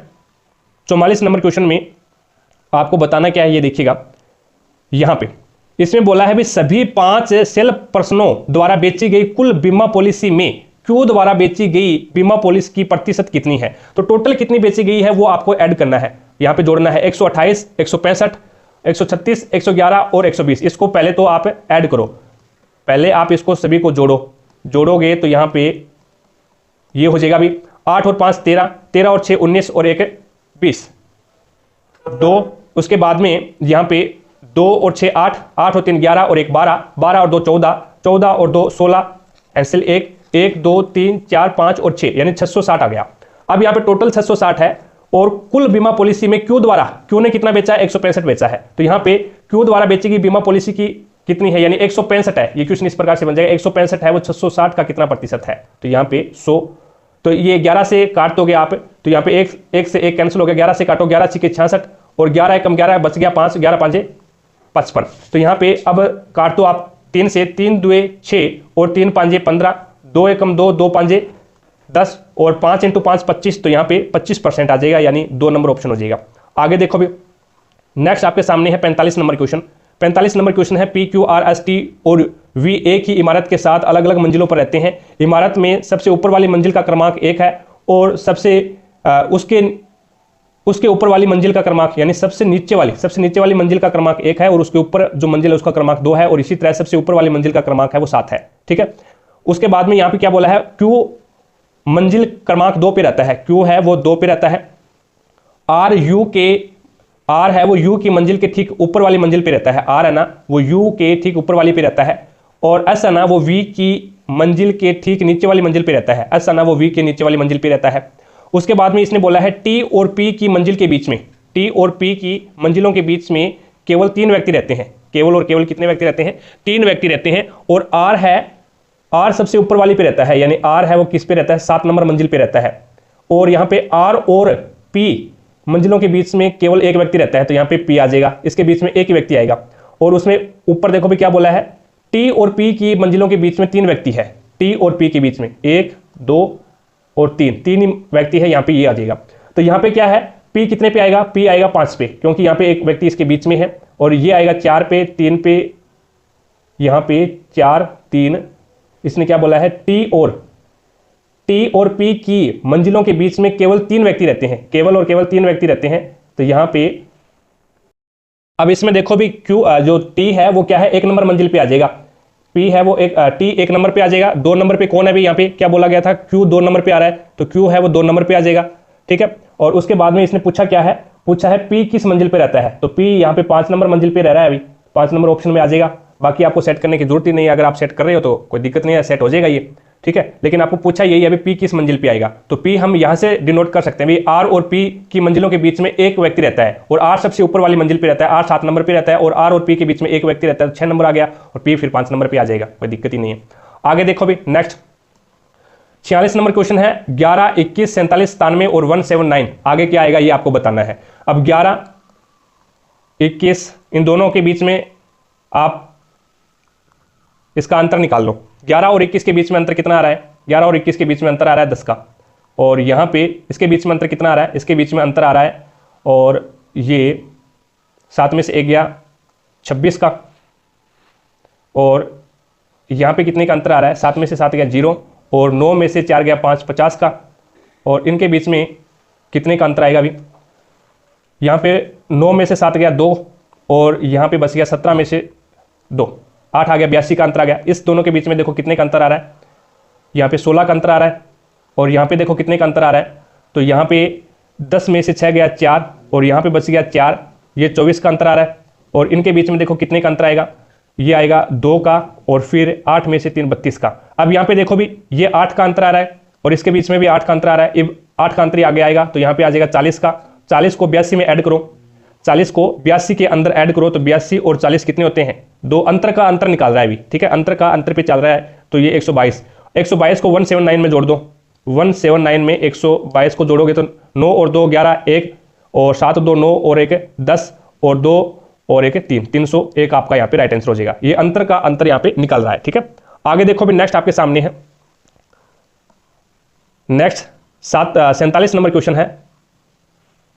47 नंबर क्वेश्चन है, बिंदु ए से बिंदु बी तक पहुंचने के लिए अनीता को पश्चिम की ओर 70 मीटर चलना पड़ा, पश्चिम की ओर। ये लो 70 मीटर चल गया, फिर उसे दाईं ओर मुड़ना चाहिए, और 70 ही मीटर चलना चाहिए। दाईं ओर मुड़ गया, दाईं ओर चलना चाहिए, उसे फिर बाएं मुड़ना चाहिए और 150 मीटर चलना चाहिए। बाएं मुड़ोगे और 150 मीटर चलोगे, ये लो 150 मीटर चल गया। उसके बाद में उसे बाएं मुड़ना चाहिए और 70 मीटर चलना चाहिए, तो 70 मीटर चलोगे तो वापस यहीं पे आ जाओगे, 70 चला। उसके बाद में उसे बाएं मुड़ना चाहिए और 90 मीटर चलना चाहिए। बाएं मुड़ोगे और 90 मीटर चलोगे, तो ये लो 90 मीटर चला गया। उसके बाद में फिर उसे क्या है, दाएं मुड़ना चाहिए और 100 मीटर चलना चाहिए। अब दाएं मुड़ोगे और 100 मीटर चलोगे, तो ये लो 100 मीटर चल गया। उसके बाद में क्या बोलता है, अंत में उसे क्या है, बाएं मुड़ना चाहिए और क्या है 130 मीटर चलना चाहिए, तो ये एकदम एक्यूरेट इसके नीचे आएगा 130 मीटर। अब देखो ये 150 है और ये 70 है, 150 और 70 कितना हो गया अभी, ये लगभग 220 हो गया। ठीक है। तो अब ये ऐड कर लो, कितना हो रहा है 90 और 130 को ऐड करोगे तो ये भी कितना हो रहा है 0 और 2 और 220 हो रहा है। तो यहाँ पे एकदम एक्यूरेट इसके नीचे आके रुकेगा ये। अब ये बोल क्या रहा है, तो बिंदु बी, बिंदु ए से, बिंदु बी है, ये बिंदु ए है और ये बिंदु बी है, वो ए से कितनी दूरी पर है, तो ये कितनी दूरी पर भी, ये 100 मीटर की दूरी पे है। यहाँ पे देखो 100 मीटर चला था ना ये, तो ये 100 मीटर की दूरी पे है और किस दिशा में है, तो वो दक्षिण दिशा में है। तो यहाँ पे 100 मीटर और दक्षिण दिशा आपकी राइट आंसर हो जाएगी। आगे देखो भी नेक्स्ट 48 नंबर क्वेश्चन है, इनमें से क्या अलैंगिक प्रजनन का उदाहरण नहीं है, वो आपको बताना है। तो ग्राफ्टिंग है वो अलैंगिक प्रजनन का उदाहरण नहीं है, बाकी विखंडन है, विखंडन है यानी बहुविखंडन होता है, वो प्लाज्मोडियम में होता है। प्लाज्मोडियम, प्लाज्मोडियम में बहुविखंडन होता है, ये एक अलैंगिक जनन है। और द्विविखंडन है ये आपके प्लेनेरिया है, उसमें क्या है द्विविखंडन होता है, ठीक है, प्लेनेरिया में द्विविखंडन होता है। और मुकुलन है ये हाइड्रा में होता है, मुकुलन है वो हाइड्रा के अंदर होता है। तो ग्राफ्टिंग एक बचा है, ये अलैंगिक जनन नहीं है, बाकी विखंडन, द्विविभाजन और मुकुलन ये क्या है अलैंगिक के प्रकार है। आगे चलते हुए नेक्स्ट देखिएगा 49 नंबर क्वेश्चन है, एक वस्तु को 1920 रुपए में बेचने पर जेम्स द्वारा अर्जित प्रतिशत लाभ उस वस्तु को 1500 रुपए में बेचने पर हुई हानि के बराबर है। यदि यह वह लाभ 10% अर्जित करना चाहता है तो उसे वस्तु को किस विक्रय मूल्य पर बेचना पड़ेगा। अब देखिएगा 1920 रुपए है और ये 1500 रुपए में, दो प्रकार से वस्तुओं को बेच रहा है। 1920 रुपए में बेचा, उससे जो लाभ प्राप्त हुआ, और उस वस्तु को 1500 रुपए में बेचने पर उस वस्तु को जो हानि प्राप्त होती है वो बराबर है। मैंने मान लिया भी यहाँ पे उसको एक हानि हुई तो एक लाभ हुआ, यानी दोनों लाभ और जो हानि है वो दोनों बराबर है, ठीक है। अब टोटल यहाँ पे अगर इसका अंतर निकालेंगे, यानी एक की हानि होगी और एक का लाभ हो गया, तो टोटल इसका अंतर आ गया वो 2 आ गया, ठीक है, 2 अंतर आ गया। लेकिन यहाँ पे ये जो संख्या दी गई है, जो विक्रय मूल्य दिया गया है, इसका अंतर कितना हो गया अभी, इसका अंतर आप निकाल लो। यहाँ पे इन दोनों संख्याओं का अंतर आपको निकालना पड़ेगा, तो ये हो जाएगा 420 अंतर आ गया इसका। तो 2 बराबर क्या है 420 है, यानी विक्रय मूल्य का अंतर कितना आ गया 420 आ गया। तो एक का आपके पास में आ जाएगा 2 एकम 2 और 2 2 4, 2 एकम 2 और 210 आ गया, ठीक है, एक की वैल्यू 210 आ गई। यानी अगर आप 210 रुपए इसमें ऐड कर दो हानि वाले में और लाभ वाले में क्या कर दो 210 आप घटा दो, तो आपके पास में क्या आ जाएगा क्रय मूल्य आ जाएगा, इसका इस वस्तु का क्रय मूल्य आ जाएगा। अगर मैं इसमें 210 जोड़ता हूं तो ये 1710 रुपए हो जाते हैं, 1710 रुपए क्या हो जाएगा इसका क्रय मूल्य आ जाएगा। अगर 1920 रुपए में 210 में घटा दूं तो ये कितना बचेगा 1710 ही बचेगा। क्रय मूल्य अपने पास में क्या आ गया 1710 रुपए आ गया। अब 10% लाभ आपको अर्जित करना है, तो 10% यानी 1/10, नीचे वाली वैल्यू 10 है वो क्या दर्शा रही है क्रय मूल्य को, यानी 10 रुपए क्रय मूल्य है, एक का लाभ हुआ तो 11 इसका विक्रय मूल्य हो गया। तो हमारे अनुसार तो क्रय मूल्य 10 रुपए है, लेकिन हमने अभी निकाला है कितना 1710 रुपए। तो एक सिपर से एक सिपर कैंसिल, यानी एक की वैल्यू 171 आ गई। तो 11 की वैल्यू, तो 11 को क्या कर दो 171 से मल्टीपल कर दो, 11 कम 11 1, 11 7 77, 1 78 7, 11 कम 11 और 7 18, यानी 1881 आपका इसमें राइट आंसर हो जाएगा अभी 1881। आगे चलते हुए नेक्स्ट देखो, नेक्स्ट आपको यहाँ पे रीजनिंग का क्वेश्चन है। अब बताना है यहाँ पे जो सीक्वेंस लग रही है वही सीक्वेंस बताना है इसमें किस में लगेगी। तो ये 12 15 और 18 आपको दिया गया है। अब देखिएगा 12 15 और 18, अब एक प्रकार से इसमें यही लग रहा है, जैसे देखिएगा 12 15 और 18 ये एक ही, जैसे कि इन दोनों के बीच में किसका कितना क्या अंतर है 3 का अंतर है, इसके बीच में भी 3 का अंतर है, यानी 3 ऐड कर रहा है ये। इसी प्रकार से 45 35 और 25 इन दोनों के बीच में कितने का अंतर है 10 का अंतर है, और यहाँ पे भी क्या है 10 का अंतर है। तो ये यहाँ पे 10 माइनस कर रहा है 10 माइनस कर रहा है, यानी अंतर सेम होना चाहिए। तो इसमें अगर अपन लॉजिक लगा के देखें तो 15 20 और 25, इसमें क्या है 5 ऐड कर रहा है और इसमें क्या है 5 ऐड कर रहा है, दोनों में क्या है 5 ऐड कर रहा है। लेकिन अगर इसमें लॉजिक लगा के देखें, बाकी किसी में लॉजिक नहीं लग रहा है अभी, बाकी है वो इसमें क्या कर रहा है 3 माइनस कर रहा है, इसमें क्या है 7 ऐड कर रहा है, तो कभी ऐड कर रहा है कभी माइनस कर रहा है। तो यहाँ पे देखो भी क्या कर रहा है, ये +14 कर दिया इसने और फिर -14 कर दिया, लेकिन इसमें किसी में भी ये सीक्वेंस नहीं लग रही। इसमें क्या है अगर जोड़ रहा है तो दोनों में जोड़ रहा है, अगर घटा रहा है तो दोनों में घटा रहा है और सेम संख्या घटा रहा है, और इसमें क्या है +5 और +5 दोनों में ही ऐड कर रहा है। तो यहाँ पे 2 नंबर ऑप्शन आपका राइट आंसर होगा। आगे देखो भी 51 नंबर क्वेश्चन है। 51 नंबर क्वेश्चन बढ़िया क्वेश्चन है, इसको क्या है आपको P/Q के रूप में लिखना है। तो यहाँ पे 0.424 और 2 और 4 के ऊपर क्या है बार है।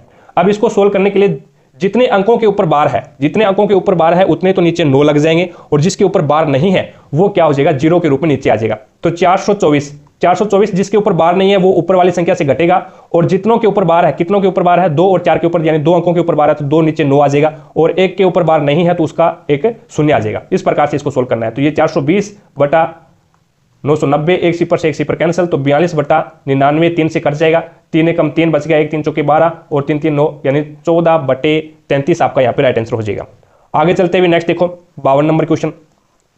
52 नंबर क्वेश्चन है, एक गोलीय दर्पण के ध्रुव और वक्रता केंद्र के बीच की दूरी आपको बतानी है। ध्रुव और वक्रता केंद्र के बीच की दूरी, उसके फोक्स दूरी f के पदों में आपको लिखनी है। आपको पता है वक्रता केंद्र r, वक्रता केंद्र जो त्रिज्या होती है वो r होती है। r बराबर क्या होता है 2f होता है। r बराबर क्या होता है 2f होता है, यानी दुगनी होती है। वक्रता केंद्र की फोक्स दूरी है, फोक्स दूरी से वक्रता केंद्र है वो दुगना होता है भी, ठीक है। तो यहाँ पे 2f हो जाएगा, तो f के पदों में लिखना है तो 2f आपका यहाँ पे राइट आंसर हो जाएगा भी, ठीक है। और f बराबर क्या हो जाएगा, ये f बराबर हो जाएगा r/2। f बराबर ये r/2 भी होता है, लेकिन f के पदों में लिखना है तो 2f हो जाएगा। आगे देखो भी, नेक्स्ट आपके सामने है, निम्नलिखित में से कौन सी नदी अमरकटक की पहाड़ियों से निकलती है। तो ये नर्मदा नदी है, वो अमरकटक की पहाड़ियों से निकलती है मध्य प्रदेश से, ठीक है। 36 नंबर में 53 नंबर में आपका यहाँ पे हो जाएगा 3 नंबर ऑप्शन, नर्मदा नदी। आगे देखो भी, नेक्स्ट आपके सामने है 54 नंबर क्वेश्चन, और 54 नंबर क्वेश्चन में आपको बताना है भी, सुनीता उत्तर की ओर 10 मीटर चलती है, ये लो उत्तर की ओर 10 मीटर, फिर वहां से बाएं मुड़ता है और 11 मीटर चलता है, और 11 मीटर चलता है, ये लो। उसके बाद में वह दाएं मुड़ता है और 13 मीटर चलता है, दाएं मुड़ता है और 13 मीटर चलता है, और फिर पुनः वह दाएं मुड़ता है और 25 मीटर चलता है, और 25 मीटर चलता है। अब सुनीत का मुख किस दिशा में है, तो अब उसका मुख है वो पूर्व दिशा में हो जाएगा। तो यहाँ पे 4 नंबर ऑप्शन आपका राइट आंसर हो जाएगा। आगे देखो भी, नेक्स्ट 55 नंबर क्वेश्चन देखिएगा, ये आपका करंट अफेयर का है, तो ये काम आने वाला नहीं है। अब देखिएगा 56 नंबर क्वेश्चन देखिएगा, ये दी गई संख्या है, इसमें विषम में आपको क्या करना है 2 ऐड करना है, और सम में आपको क्या करना है 1 घटाना है। तो यहाँ पे पहले तो ये सिक्वेशन लगाते हैं, विषम में 2 जोड़ना है, 3 और 2 5, 4 में से 1 घटाया 3, और 1 और 2 3, 3 और 2 5, 5 और 2 7, और 2 में से 1 घटाओगे तो 1 आ जाएगा, 7 में से 2 जोड़ोगे तो 9 आ जाएगा, और 8 में 1 घटाओगे तो 7 आ जाएगा। अब ये क्या बोलता है, बाएं से तीसरा ये हो जाएगा, और दाएं से तीसरा ये हो जाएगा, और अंकों का योग क्या होगा, तो 3 और 1 क्या हो जाएगा 4, यहाँ पे राइट आंसर हो जाएगा। आगे देखते हैं भी, नेक्स्ट देखिएगा, नेक्स्ट क्वेश्चन आपके सामने है। साथ साथ में क्लास को लाइक करते रहिएगा, जिसने भी क्लास को लाइक नहीं किया है तो एक बार क्लास को लाइक जरूर करें, ये करंट अफेयर का क्वेश्चन है भी, ठीक है। चलिए नेक्स्ट क्वेश्चन देखो भी, साथ साथ में क्लास को लाइक करें, वीडियो को शेयर करें, और चैनल पर नए हैं तो चैनल को सब्सक्राइब जरूर करें ताकि हमारा भी मोटिवेशन बना रहे। और चैनल पर अगर आप नए हैं तो चैनल को सब्सक्राइब जरूर कर लें, पास में लगे बेल आइकन को जरूर दबा लें, ताकि अपन जैसे ही नेक्स्ट वीडियो लेके आए तो उसका नोटिफिकेशन सबसे पहले आपके पास पहुंचे और आप तुरंत उसका लाभ उठा सको।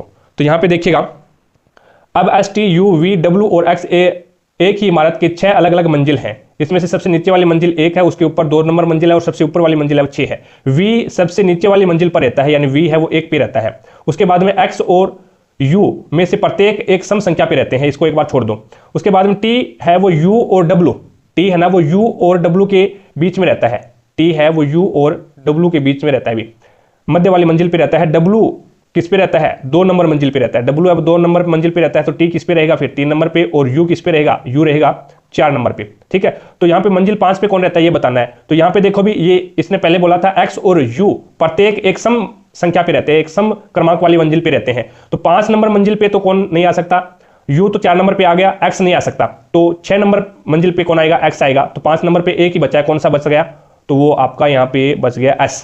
कौन बच गया, S। तो 5 नंबर मंजिल पे आ गया S, तो यहाँ पे 2 नंबर ऑप्शन आपका राइट आंसर हो जाएगा। आगे देखो अभी नेक्स्ट क्वेश्चन है, यदि 15 मार्च 2022 को मंगलवार है, 15 मार्च 2022 को मंगलवार है, और 15 मार्च 2020 को सप्ताह का कौन सा वार होगा, बैक चलना है। तो अगर मैं 15 मार्च 2021 की बात करूं, 2021 की बात करूं, तो यहां पे कौन सा वार हो जाएगा, अभी जस्ट एक आपको घटाना है इसमें से। तो ये बैक चल रहे हैं तो सोमवार हो जाएगा, क्या हो जाएगा, सोमवार हो जाएगा, सोमवार हो जाएगा। यानी 15 मार्च 2021 को कौन सा वार हो जाएगा, सोमवार हो जाएगा। अब आपको जाना है 15 मार्च 2020 पे, 2020 पे, और 20 एक क्या लीप वर्ष है, लेकिन यहाँ पे फरवरी काउंट नहीं हो रही, ठीक है, फरवरी काउंट नहीं हो रही है, तो जस्ट एक इसका एक घटा देंगे, जस्ट एक घटा देंगे, तो यहाँ पे क्या आ जाएगा, रविवार हो जाएगा। अगर फरवरी काउंट होती तो आपको 2 घटाना पड़ता, लेकिन यहाँ पे फरवरी काउंट नहीं हो रही है लीप वर्ष में, तो आपको एक ही घटाना पड़ेगा, तो रविवार आ जाएगा यहाँ पे, ठीक है। 2021 में आएंगे तो एक घटाएंगे, फिर 21 से 20 में आएंगे तो एक घटाए जाएंगे, और यहाँ पे बैक चल रहे हैं अभी, ठीक है, 22 से 20 पे आ रहे हैं। आगे देखो भी, नेक्स्ट आपके सामने है, भारतीय संविधान के किस भाग में केवल एक अनुच्छेद 51A जो नागरिकों के लिए 11 मौलिक कर्तव्यों की संहिता से संबंधित है, तो ये कौन से भाग में है, तो ये 4A में, अभी भाग 4A में, और अनुच्छेद आर्टिकल एक्ट की बात करें तो ये 51A में है, तो यहाँ पे भाग 4A में हो जाएगा। और कब जोड़ा गया था ये 42वां संविधान संशोधन 1976 में ये ऐड किया गया था, ठीक है। तो ये सोवियत संघ से लिए गए, अभी आपसे पूछ ले भी मौलिक कर्तव्य है वो कहां से लिए गए हैं, तो ये सोवियत संघ यानी रूस से लिए गए हैं। आगे चलो भी, नेक्स्ट 61 नंबर क्वेश्चन देखिएगा। 61 नंबर क्वेश्चन आपके सामने है। यहां पे आपको बताना है ऐसी कितनी संख्याएं हैं जिसके ठीक बाद एक प्रतीक है और ठीक पहले भी एक प्रतीक है, यानी प्रतीक आएगा, संख्या आएगी और प्रतीक आएगा, ये आपको बताना है। तो यहां पे पहले प्रतीक और फिर संख्या फिर प्रतीक। तो देखिएगा यहां पे पहले प्रतीक ये एक ये रहा, पहले प्रतीक फिर संख्या फिर प्रतीक, एक ये रहा, पहले प्रतीक फिर संख्या फिर प्रतीक, और उसके बाद में एक ये रहा, और है क्या? और नहीं है। तो यहां पे 3 आपका राइट आंसर हो जाएगा। अभी आगे चलते हैं, नेक्स्ट देखो भी 62 नंबर क्वेश्चन, ये करंट अफेयर का है। 63 नंबर क्वेश्चन देखो भी, नवरोज त्योहार किस धार्मिक समुदाय से संबंधित है? तो वो फारसी से हो जाएगा, यानी 2 नंबर ऑप्शन है वो आपका यहाँ पे राइट आंसर हो जाएगा, फारसी से हो जाएगा। आगे देखो भी नेक्स्ट आपके सामने है 64 नंबर क्वेश्चन है, और 64 नंबर क्वेश्चन में आपको बताना है which factors led scientist towards the classification of element, यानी जो वैज्ञानिक है उन वैज्ञानिकों को जो तत्व है, एलिमेंट है, उसको क्लासिफिकेशन यानी वर्गीकरण करने की जरूरत क्यों पड़ी? तो यहां पे जब साइंटिस्ट वैज्ञानिकों ने देखा भी different method of scientist of element, यानी जो एलिमेंट है उसको प्राप्त करने की अलग अलग विधियां हैं, जो एलिमेंट है उसको प्राप्त करने की अलग अलग विधियां थी, तो उसने सोचा भी उसको एक विधि से प्राप्त नहीं किया जा सकता, तो इसको क्या है अपन वर्गीकरण कर दें एकदम से, ये कोई दिक्कत नहीं है। डिफरेंट सोर्स ऑफ एलिमेंट, और जो एलिमेंट जो तत्व है उनके सोर्स भी क्या है? अलग अलग है, उनके सोर्स भी क्या थे? अलग अलग खनिज थे, अलग अलग इसके सोर्स थे, तो ये भी एकदम सही हो जाएगा। इस कारण से वैज्ञानिकों ने सोचा भी इसको क्या है वर्गीकरण किया जाए। और डिफरेंट प्रॉपर्टीज ऑफ एलिमेंट, और अलग अलग जो तत्व थे उसकी अलग अलग प्रॉपर्टीज थी, अलग अलग गुण थे, इस कारण क्या है जो वैज्ञानिक थे उन्होंने उनको क्या है तत्वों को वर्गीकरण करने की सोची। तो यहाँ पे तीनों ही सही हो जाएंगे, यानी उनके सोर्स भी अलग थे, उसकी प्रॉपर्टीज भी अलग थी, और उसको जो प्राप्त करने की विधियां हैं वो भी क्या है अलग अलग थी। तो यहाँ पे 3 नंबर ऑप्शन हो जाएगा। आगे देखो भी नेक्स्ट, ये भी करंट अफेयर का है। नेक्स्ट देखिएगा आगे 66 नंबर क्वेश्चन है, और 66 नंबर क्वेश्चन ये बोलता है विद्विज, पलक, रवनीत, सेजल और तपन एक वर्ताकार मेज पे बैठे हैं। अभी टोटल कैंडिडेट कितने हैं? 1 2 3 4 और 5। तो ये लोग कुर्सियां बना लेते हैं इसकी 5। इसने क्या बोला है? मेज के केंद्र की ओर मुआ करके बैठे हैं। रवनीत और तपन, रवनीत और तपन, तपन और रवनीत के बीच में पी पलक बैठी है, ठीक है। तपन सेजल के दाईं और दूसरे स्थान पर है, तपन है ना, ये सेजल के दाईं और दूसरे स्थान पर है। सेजल को मैं यहां पे उठा दूं तो इसका दायां ये होगा, इसका दायां ये होगा, दायां दूसरे स्थान पर टी तपन बैठा है, कोई दिक्कत नहीं है। रवनीत और दविज के बीच में सेजल है। रवनीत, ये रवनीत आ रहा, और डी से दविज, इन दोनों के बीच में एस से सेजल आगे बीच में। तपन के बाईं ओर, तपन ये रहा, और इसके बाईं ओर कौन बैठा है बगल में? तो ये दविज बैठा है, तो दविज आपका यहाँ पे राइट आंसर हो जाएगा। आगे देखो भी नेक्स्ट 64 नंबर क्वेश्चन आपके सामने है। कार्बन के इलेक्ट्रॉनिक विन्यास में शामिल कोषों की कुल संख्या कितनी है? कार्बन कितने नंबर पे आता है? अभी कार्बन 6 नंबर पे आता है, ठीक है। कार्बन 6 नंबर पे आता है। अगर अपन इलेक्ट्रॉनिक विन्यास करें तो पहले कोष में कितने इलेक्ट्रॉन आ जाएंगे? 2, यानी 1s2 होता है, 1s2 होता है तो पहले में 2 आ जाएंगे, कोई दिक्कत नहीं है। और उसके बाद में अब इलेक्ट्रॉन बचे कितने हैं? 4 बचे हैं, तो दूसरे कोष में कितने इलेक्ट्रॉन आ सकते हैं? 8 आ सकते हैं, तो इसमें क्या आ जाएंगे? 4 आ जाएंगे। तो कुल कोषों की संख्या बतानी है, विन्यास में शामिल कुल कोष कितने हैं? तो पहला कोष और दो ही कोष अपने को मिले हैं, 2 ही कोष प्राप्त हुए हैं, तो यहाँ पे 2 आ जाएगा। यानी पहले कोष में अपन ने 2 इलेक्ट्रॉन भर दिए और दूसरे कोष में 4 इलेक्ट्रॉन भर दिए। टोटल कितने इलेक्ट्रॉन होते हैं? 6 इलेक्ट्रॉन होते हैं इसमें, ठीक है। तो यहाँ पे 2 कोष आ जाएंगे। आगे देखो नेक्स्ट है 68 नंबर क्वेश्चन है, और 68 नंबर क्वेश्चन क्या बोलता है? ये बोलता है भी यदि पहली शर्त है यदि पहले घटक संख्याएं हैं, पहली घटक यदि पहले 2 घटक एक संख्या है, पहले 2 घटक संख्या कोई दिक्कत नहीं है, और अंतिम एक प्रतीक है, तो अंतिम तो प्रतीक नहीं, अंतिम तो 3 नंबर है, 3 संख्या एक 3 है संख्या के रूप में, तो पहली कंडीशन लागू नहीं होगी। दूसरी कंडीशन देखो, यदि दूसरा घटक एक प्रतीक है, दूसरा घटक एक क्या है? प्रतीक है, तो ये भी लागू नहीं हो रहा क्योंकि दूसरा एक संख्या है 9 के रूप में। और तीसरा देखो भी यदि प्रश्न में कोई ऐसी संख्या है जिसके ठीक पहले एक अभाज्य संख्या है, तो यहाँ पे 7 एक अभाज्य संख्या है, तो प्रश्न में आने वाली पहली और अंतिम संख्या के कुट को आपस में बदल देना है, 7 और 3 को आपस में बदल देना है भी। तो यहाँ पे 3 का आ जाएगा जे, और 9 का आ जाएगा एल, और उसके बाद में एंड का यहाँ पे आ जाएगा एफ, और उसके बाद में 8 का क्या आएगा भी? 8 का आएगा पी, और उसके बाद में प्रतिशत का आ जाएगा ए, और उसके बाद में हैज का आ जाएगा एच, और 7 का क्या आ जाएगा? 7 का आ जाएगा डी। तो ये आपका यहाँ पे आंसर हो जाएगा। तो ये देख लो किसमें आ रहा है? J L F P A D S, तो 2 नंबर ऑप्शन आपका राइट आंसर हो जाएगा। आगे देखो भी, अब यहाँ पे एक गोलीय दर्पण के फोकस और वक्रता केंद्र के बीच की दूरी, अब वक्रता केंद्र के पदों में आपको लिखनी है, वक्रता केंद्र के पदों में लिखनी है। तो यहाँ पे वक्रता केंद्र, गोलीय दर्पण के फोकस और वक्रता केंद्र के बीच की दूरी बतानी है। यहाँ पे ये एक गोलीय दर्पण है, ये मुख्य एक्स है, यहाँ पे ये तो क्या हो गया? इसका फोकस हो गया, और ये यहाँ पे क्या हो गया? ये इसकी वक्रता केंद्र सी हो गया। एक प्रकार से इस गोलीय दर्पण का ही क्या है? सेंटर बिंदु है, ठीक है, केंद्र बिंदु हो जाएगा। तो यहां पे इसने बोला है भी गोलीय दर्पण के फोक्स, ये फोक्स है, और वक्रता केंद्र के बीच ये दूरी और ये दूरी दोनों बराबर होती है भी, ठीक है। तो यहां पे ये टोटल दूरी है वो कितनी है, टोटल दूरी है वो एक वर्त की त्रिज्या है और जिसे r से डिनोट करते हैं r। तो यहां पे ये दूरी बतानी है कितनी है, ये टोटल दूरी r है और ये दूरी बतानी है कितनी है, तो ये हो जाएगा r/2। तो यहां पे एक नंबर ऑप्शन आपका राइट आंसर हो जाएगा। आगे चलते हुए नेक्स्ट देखो, नेक्स्ट 70 नंबर क्वेश्चन है आपके सामने। ये है 29 अगस्त को भारत हैवी इलेक्ट्रिकल्स लिमिटेड को वाणिज्य और उद्योग मंत्रालय के तहत सार्वजनिक क्षेत्र में हैवी इलेक्ट्रिकल्स लिमिटेड के रूप में पंजीकृत किया गया था। तो वो 1956 में किया गया था। 29 अगस्त 1956 में भारत को एक हैवी इलेक्ट्रिकल लिमिटेड वाणिज्य और उद्योग मंत्रालय के तहत सार्वजनिक क्षेत्र में हैवी इलेक्ट्रिकल्स लिमिटेड के रूप में पंजीकृत किया गया था। तो 29 अगस्त 1956 में किया गया था। आगे देखो भी नेक्स्ट आपके सामने ये है।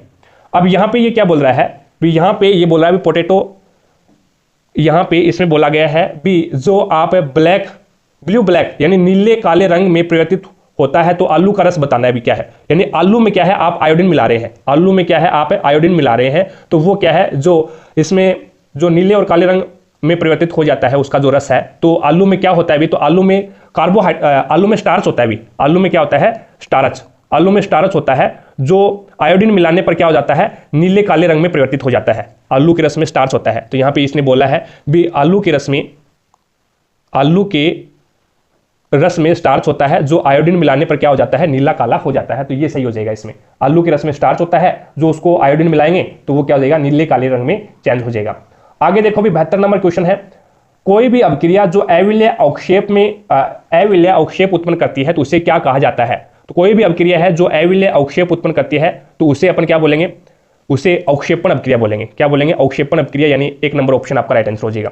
आगे देखो भी नेक्स्ट है 73 नंबर क्वेश्चन है। इसमें बोला गया है पिछले वर्ष रंजन की मासिक आय 34,500 था और इस वर्ष इसकी मासिक आय है वो 38,640 है। तो पिछले वर्ष के मासिक वेतन की तुलना में इस वर्ष रंजन के मासिक वेतन में कितने की वृद्धि हुई है। तो देख लो कितने की वृद्धि हुई है। यहाँ पे 34 और 38 यानी 4,000 की तो डायरेक्ट हो गई और उसके बाद में 4,140 रुपए की वृद्धि हो गई है। कितने पे हुई है, तो ये 34,500 पे हुई है। 34,500 पे तो इंटू लगा दो 100, तो यहाँ पे 2 से तो 2 कैंसिल कर देंगे। अब देखो 8 से अगर मैं मल्टीपल करूं, 8 से तो मल्टीपल नहीं हो रहा, तो यहाँ पे आप 4140 को क्या करोगे, 345 से भाग दे दो। तो 345 एकम 345, 14 में से 5 जाएगा तो बच गया 9। यहाँ पे इधर से ऐसे 10 में से 4 गया 6 और 9।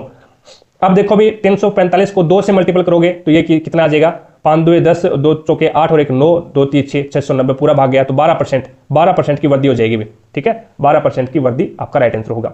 आगे देखो भी नेक्स्ट, ये बढ़िया क्वेश्चन है 74 नंबर क्वेश्चन देखिएगा। 36 संख्याओं का माध्य 42 पाया गया। 36 संख्याएं हैं, उसका माध्य 42 पाया गया। बाद में यह पता चला कि एक संख्या 47 थी, उसको चूकवश 41 पढ़ा गया। तो दी गई संख्याओं का सही माध्य ज्ञात कीजिए। अब एक इसकी दो तरीके हैं। एक तो आप क्या करोगे, माध्य पाया गया, या फिर आप औसत भी बोल सकते हो इसका। तो 36 संख्याओं का औसत 42 है या फिर 36 संख्याओं का माध्य 42 है, तो 36 × 42 करोगे तो आपका क्या आ जाएगा, टोटल आ जाएगा। और उसमें क्या कर दोगे आप, यानी 47 पढ़ना था और 41 पढ़ा गया, कितना कम पढ़ा गया, 6 कम पढ़ा गया, तो वो 6 आप उसमें जोड़ दोगे और फिर 36 का भाग दे दोगे, तो आपका आंसर निकल के आ जाएगा। दूसरी कंडीशन इसकी ये होती है, अभी 47 है, 47 पढ़ना था, 41 पढ़ा गया, यानी कितना कम पढ़ा गया है, 6 कम पढ़ा गया है। अब ये 6 है ना, ये 6 टोटल संख्या कितनी है, 36 है, तो ये 6 पूरी संख्याओं में डिवाइड होगा, यानी इस 36 संख्याओं में डिवाइड होगा 6। तो ये 6 को मैं 36 में डिवाइड करूं तो 36 का भाग दे दूंगा तो 1/6 आ जाएगा। अब ये 1/6 है, 1/6, 1 में 6 का भाग दे दो, 6 का भाग दोगे तो पॉइंट लग गया, पॉइंट लगने के बाद में शून्य आ गई, 6 एकम 6 कितना बच गया, 4 बच गया। अब यहाँ पे सही है, 4 बच गया।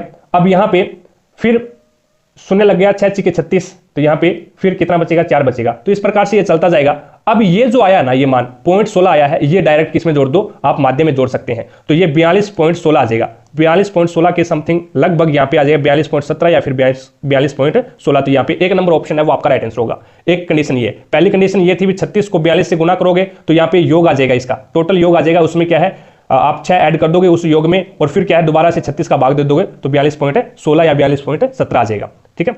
आगे देखो भी नेक्स्ट आपके सामने है 75 नंबर क्वेश्चन। 75 नंबर क्वेश्चन में आपको बताना है भी कौन सा युग्म सुमेलित नहीं है, राज्य प्रमुख भाषा है। तो मेघालय की भाषा खासी है, एकदम सही है। आंध्र प्रदेश की भाषा तेलुगु है, एकदम सही है। मणिपुर की भाषा मतेई है, ये भी एकदम सही है। तो केरल की भाषा है वो कन्नड़ नहीं है, ये सही नहीं है अभी, ठीक है, ये सही सुमेलित नहीं है। तो 3 नंबर ऑप्शन आपका राइट आंसर होगा। आगे चलते हैं अभी, नेक्स्ट देखिएगा। नेक्स्ट है 76 नंबर क्वेश्चन, सभी पंचायत संस्थाओं में पदों का कितना भाग महिलाओं के लिए आरक्षित होता है? तो वो 1/3 होता है। जैसे टोटल पद है वो पंचायत के, ये मान लो भी आप 27 है, टोटल पद कितने हैं? 27 है। अगर आपसे पूछ ले भी 27 सभी पंचायत में, यानी पंचायत में टोटल पद 27 है, उसमें महिलाओं की संख्या कितनी होगी? तो महिलाओं का पद कितने होते हैं? 1/3 होते हैं। 3 कम 3, 3 में 27, तो महिलाओं के पद कितने हो जाएंगे? 9 हो जाएंगे। तो कहने का मतलब है वो 1/3 होता है। सभी पंचायत संस्थाओं में पदों का कितना भाग महिलाओं के लिए आरक्षित होता है? तो वो 1/3 होता है। आगे चलते हैं अभी, नेक्स्ट देखो, नेक्स्ट 77 नंबर क्वेश्चन है। ये आपका क्या है? करंट अफेयर का है, ये कोई काम आने वाला नहीं है। अब देखो भी, आपको दिया गया है 7 मीटर त्रिज्या और 20 मीटर ऊंचाई वाली एक बेलनाकार टंकी में पानी भरे, पानी की मात्रा ज्ञात कीजिए। यह ज्ञात कीजिए कि टंकी पूर्ण भरी हुई है। अब आपको आयतन ज्ञात करना है, किसका? तो एक बेलन का। बेलन का आयतन होता है पाई r स्क्वायर h होता है। तो 22/7 इंटू r कितना है? 7 है, इंटू 7 है, इंटू ऊंचाई कितनी है? 20 मीटर है। तो यहाँ से 7 से 7 कैंसिल हो गया और 22 7 154 होते हैं और 20 से डिवाइड करोगे तो 0, 2 चौके 8, 2 5 10, 1 2 1 2 और 3, यानी 3080 मीटर क्यूब आ जाएगा। 3080 मीटर क्यूब आपका यहाँ पे राइट आंसर होगा। आगे देखो भी, नेक्स्ट आपके सामने है 79 नंबर क्वेश्चन है। किसी दिए गए प्रतिरोध R को, कोई प्रतिरोध R है, उसको 2 बराबर भागों में बांटा जाता है या फिर 2 बराबर भागों में काटा जाता है। तो प्रत्येक भाग का प्रतिरोध क्या हो जाएगा? R/2 हो जाएगा। यानी प्रतिरोध R है, इस R को क्या कर दिया? 2 बराबर भागों में हमने काट दिया, तो प्रत्येक का प्रतिरोध क्या हो जाएगा? R/2 हो जाएगा। आगे चलते हैं अभी, नेक्स्ट देखो, ये नेक्स्ट 80 नंबर क्वेश्चन है आपके सामने, बढ़िया वाला क्वेश्चन है। और इस बढ़िया वाले क्वेश्चन में आपको यहाँ पे निशान भी लगाने हैं। पहले आयत है वो विद्यार्थियों को दर्शाता है। ये क्या है? आयत विद्यार्थियों को, ये किसको दर्शा रहा है? ये विद्यार्थियों को दर्शा रहा है, ठीक है। उसके बाद में वर्त है वो लड़कियों को दर्शा रहा है, ये जी यानी गर्ल्स। और उसके बाद में अंडाकार आकृति संकाय को दर्शा रहा है, ये संकाय, ये संकाय को दर्शा रहा है। और उसके बाद में त्रिभुजा, त्रिभुज है वो खेल को निरूपित कर रहा है। ये त्रिभुज है ना, ये खेल को निरूपित करता है। तो यहां पे आपको बताना है संबंधित व्यक्तियों की संख्या दर्शाती है। तो यहां पे ये बताना है और वे कितनी लड़की विद्यार्थियों ने कला संकाय का चयन किया, कितनी लड़की विद्यार्थियों ने कला संकाय का चयन किया और वे खेल कूद में भाग नहीं लेती। वे खेल कूद में भाग नहीं लेना चाहिए, यानी त्रिभुज वाले में नहीं आना चाहिए। तो गर्ल्स वाला ये सर्कल है और ये कितने हैं? जिसने कला संकाय, विद्यार्थी भी होना चाहिए और कला संकाय है, तो ये कितना है? 211 ही है। टोटल कितने हैं? 211 है। और जो क्या है? खेल में भाग नहीं लेते। और ऐसे कितने विद्यार्थी हैं जो खेल कूद में भाग लेते हैं किंतु वे लड़कियां नहीं है? तो यानी अब की बार सर्कल में नहीं आना चाहिए, अब की बार सर्कल में नहीं आना चाहिए और उन्होंने कला संकाय का चयन किया है। सर्कल वाले में नहीं आना चाहिए, बाकी में कॉमन होना चाहिए। तो 178 बाकी में कॉमन है, तो 178 आ जाएगा। तो यहां पे क्या आ जाएगा? 211 और 178 आपका यहाँ पे राइट आंसर हो जाएगा। आगे देखो अभी, नेक्स्ट आपका यहाँ पे क्वेश्चन है ये, इसमें बोला गया है अपार्टमेंट परिसरों ने सूखे कचरे और गीले कचरे को अलग न करने वाले निवासियों पर भारी जुर्माना लगाने का निर्णय लिया है। अपार्टमेंट परिसरों ने सूखे कचरे और गीले कचरे को अलग न करने वाले निवासियों को क्या है? भारी जुर्माना लगाने का यहाँ पे प्रयास किया गया है।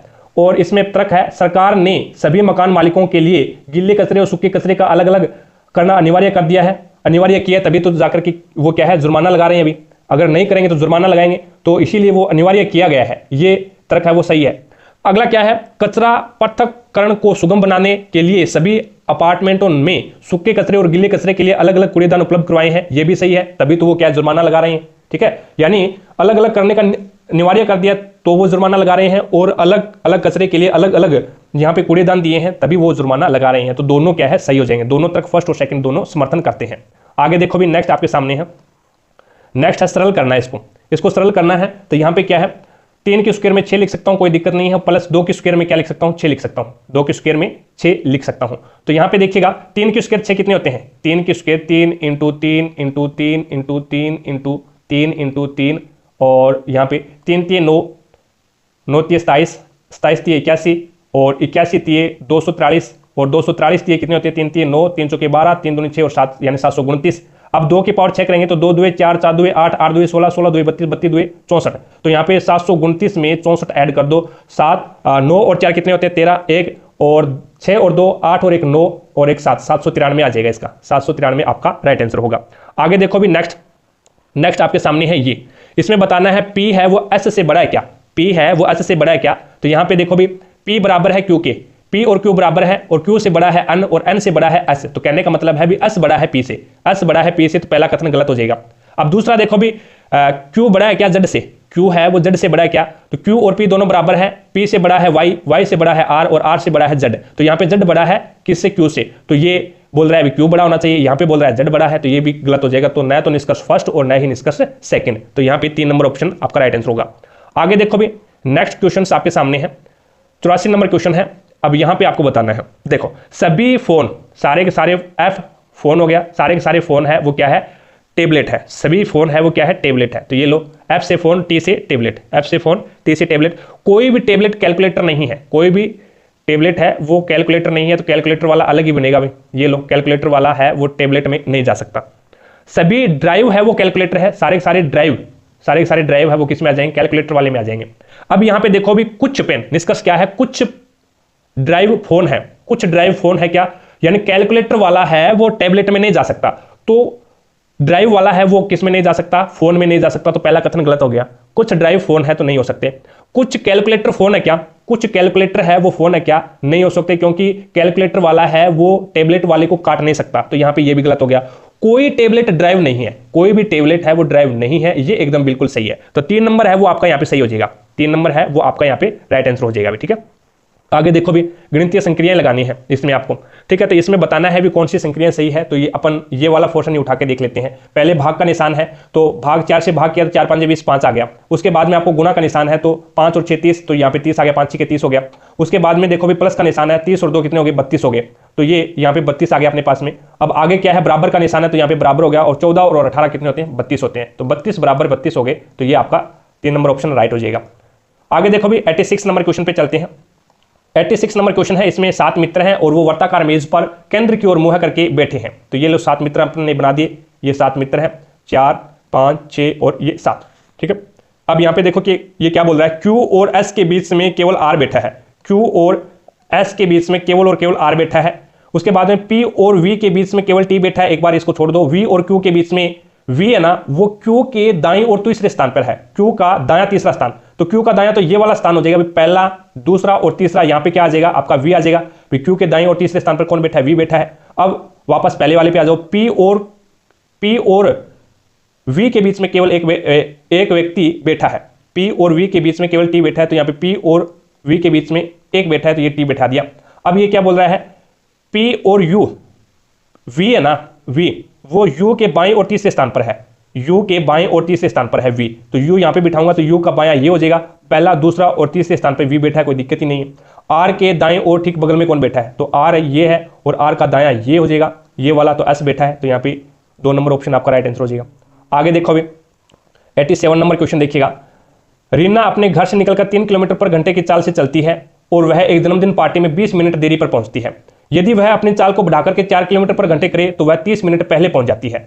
तो उसका घर से जन्मदिन पार्टी वाले स्थान के बीच की दूरी ज्ञात करनी है। तो इसके लिए होता है, दूरी का फॉर्मूला होता है, दूरी बराबर क्या होता है, पहली चाल फर्स्ट चाल इंटू क्या हो जाएगा, सेकेंड चाल, ठीक है, और अपॉन में क्या आ जाएगा, चाल का अंतर, दोनों चालों का अंतर, इंटू क्या आ जाएगा, समय का अंतर, इंटू समय का अंतर, और उसको घंटे में बनाने के लिए क्या करेंगे, 60 से डिवाइड करेंगे। तो यहाँ पे पहली चाल आ जाएगी 3 इंटू दूसरी चाल आ जाएगी 4, और दोनों चालों का अंतर आपके पास में आ जाएगा 1, और यहाँ पे ये क्या बोल रहा है, ये 30 मिनट पहले पहुंचता है और ये 30 मिनट बाद में पहुंचता है, तो दोनों का अंतर क्या हो जाएगा, 30 और 20, ये 30 मिनट पहले पहुंचता है और वो 20 मिनट देरी से पहुंचता है, तो दोनों का अंतर कितना आ गया, 50, और इसको घंटे में बनाएंगे तो 60 आ जाएगा। तो यहाँ से 0 से 0 कैंसिल, 3 एकम 3 और 3 दुए 6 और 2 एकम 2, 2 दुए 4 और 5 दुए 10, तो यहाँ पे 10 किलोमीटर आ जाएगी आपके आंसर, 10 किलोमीटर आपका आंसर आ जाएगा। दोबारा से सुनिएगा, दोबारा यहाँ पे पहले वाली चाल इंटू दूसरी वाली चाल, यानी पहली चाल और दूसरी चाल का गुणनफल, अपॉन में दोनों चालों का अंतर, और इंटू करना है समय का जो अंतर है उससे, और समय के अंतर को डिवाइड करना 60 से, क्योंकि उसको घंटे में बनाना है, मिनट में दिया गया है तो यहाँ पे घंटे में बनाना पड़ेगा।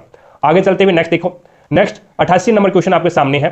क्वेश्चन है, किशोरावस्था के दौरान मानव शरीर में अनेक परिवर्तन होते हैं, निम्नलिखित में से कौन सा परिवर्तन केवल लड़कियों में लैंगिक परिपक्वता से संबंधित है। तो मुहान से युक्त तेलीय त्वचा होना, ये दोनों में ही होता है, भी लड़के और लड़कियों दोनों में ही मुहान से युक्त तेलीय त्वचा हो जाती है। शरीर के विभिन्न हिस्सों पर बालों का बढ़ना, ये भी दोनों में ही होता है, शरीर के विभिन्न हिस्सों पर बालों का बढ़ना, ये भी दोनों में ही होता है, लड़कियों लड़कियों दोनों में। और उनकी दिखावट के प्रति सचेतता होना, दिखावट के प्रति सचेतता, ये भी लड़के में भी होती है और लड़की में भी होती है, यानी दोनों है वो 2-2 3-3 घंटे तक क्या है, शीशे के सामने, दर्पण के सामने खड़े रहते हैं, तो ये भी क्या है, दोनों में ही होता है। अब उसके बाद में अगला क्या है, स्तन ग्रंथियों की वृद्धि। स्तन ग्रंथियों की वृद्धि है वो लड़कों में नहीं होती है, ये लड़कियों में होती है, ओनली फॉर लड़कियों में ही होती है स्तन ग्रंथियों में वृद्धि। तो यहाँ पे 4 नंबर ऑप्शन है वो आपका राइट आंसर हो जाएगा। आगे देखो भी 89 नंबर क्वेश्चन है आपके सामने। ये बोल रहा है यदि एक गोले का आयतन क्या है 36 पाई सेंटीमीटर क्यूब है तो गोले का व्यास आपको बताना है क्या होगा।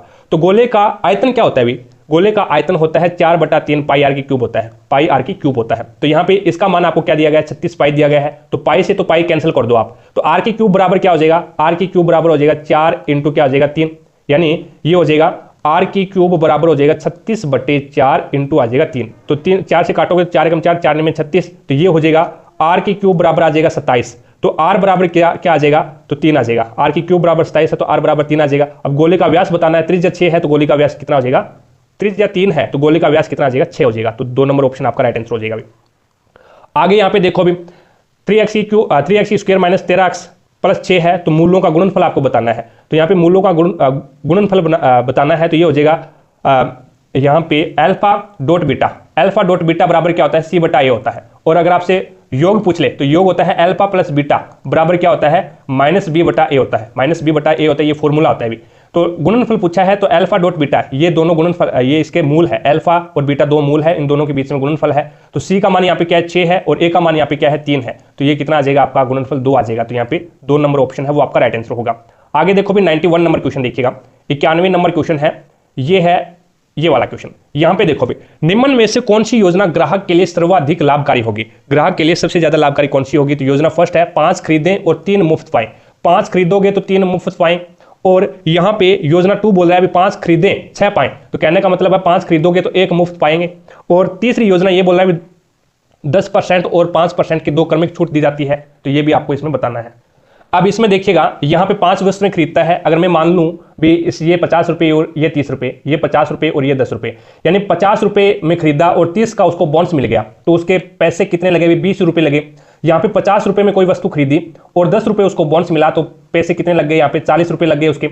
अब क्रमिक 10% की छूट है तो 1/10 लिखूंगा, 5% की छूट है तो इसको क्या लिखूंगा, 5 और 5 100, तो यहाँ पे 1/20 लिखूंगा, यानी 10% की छूट देता है।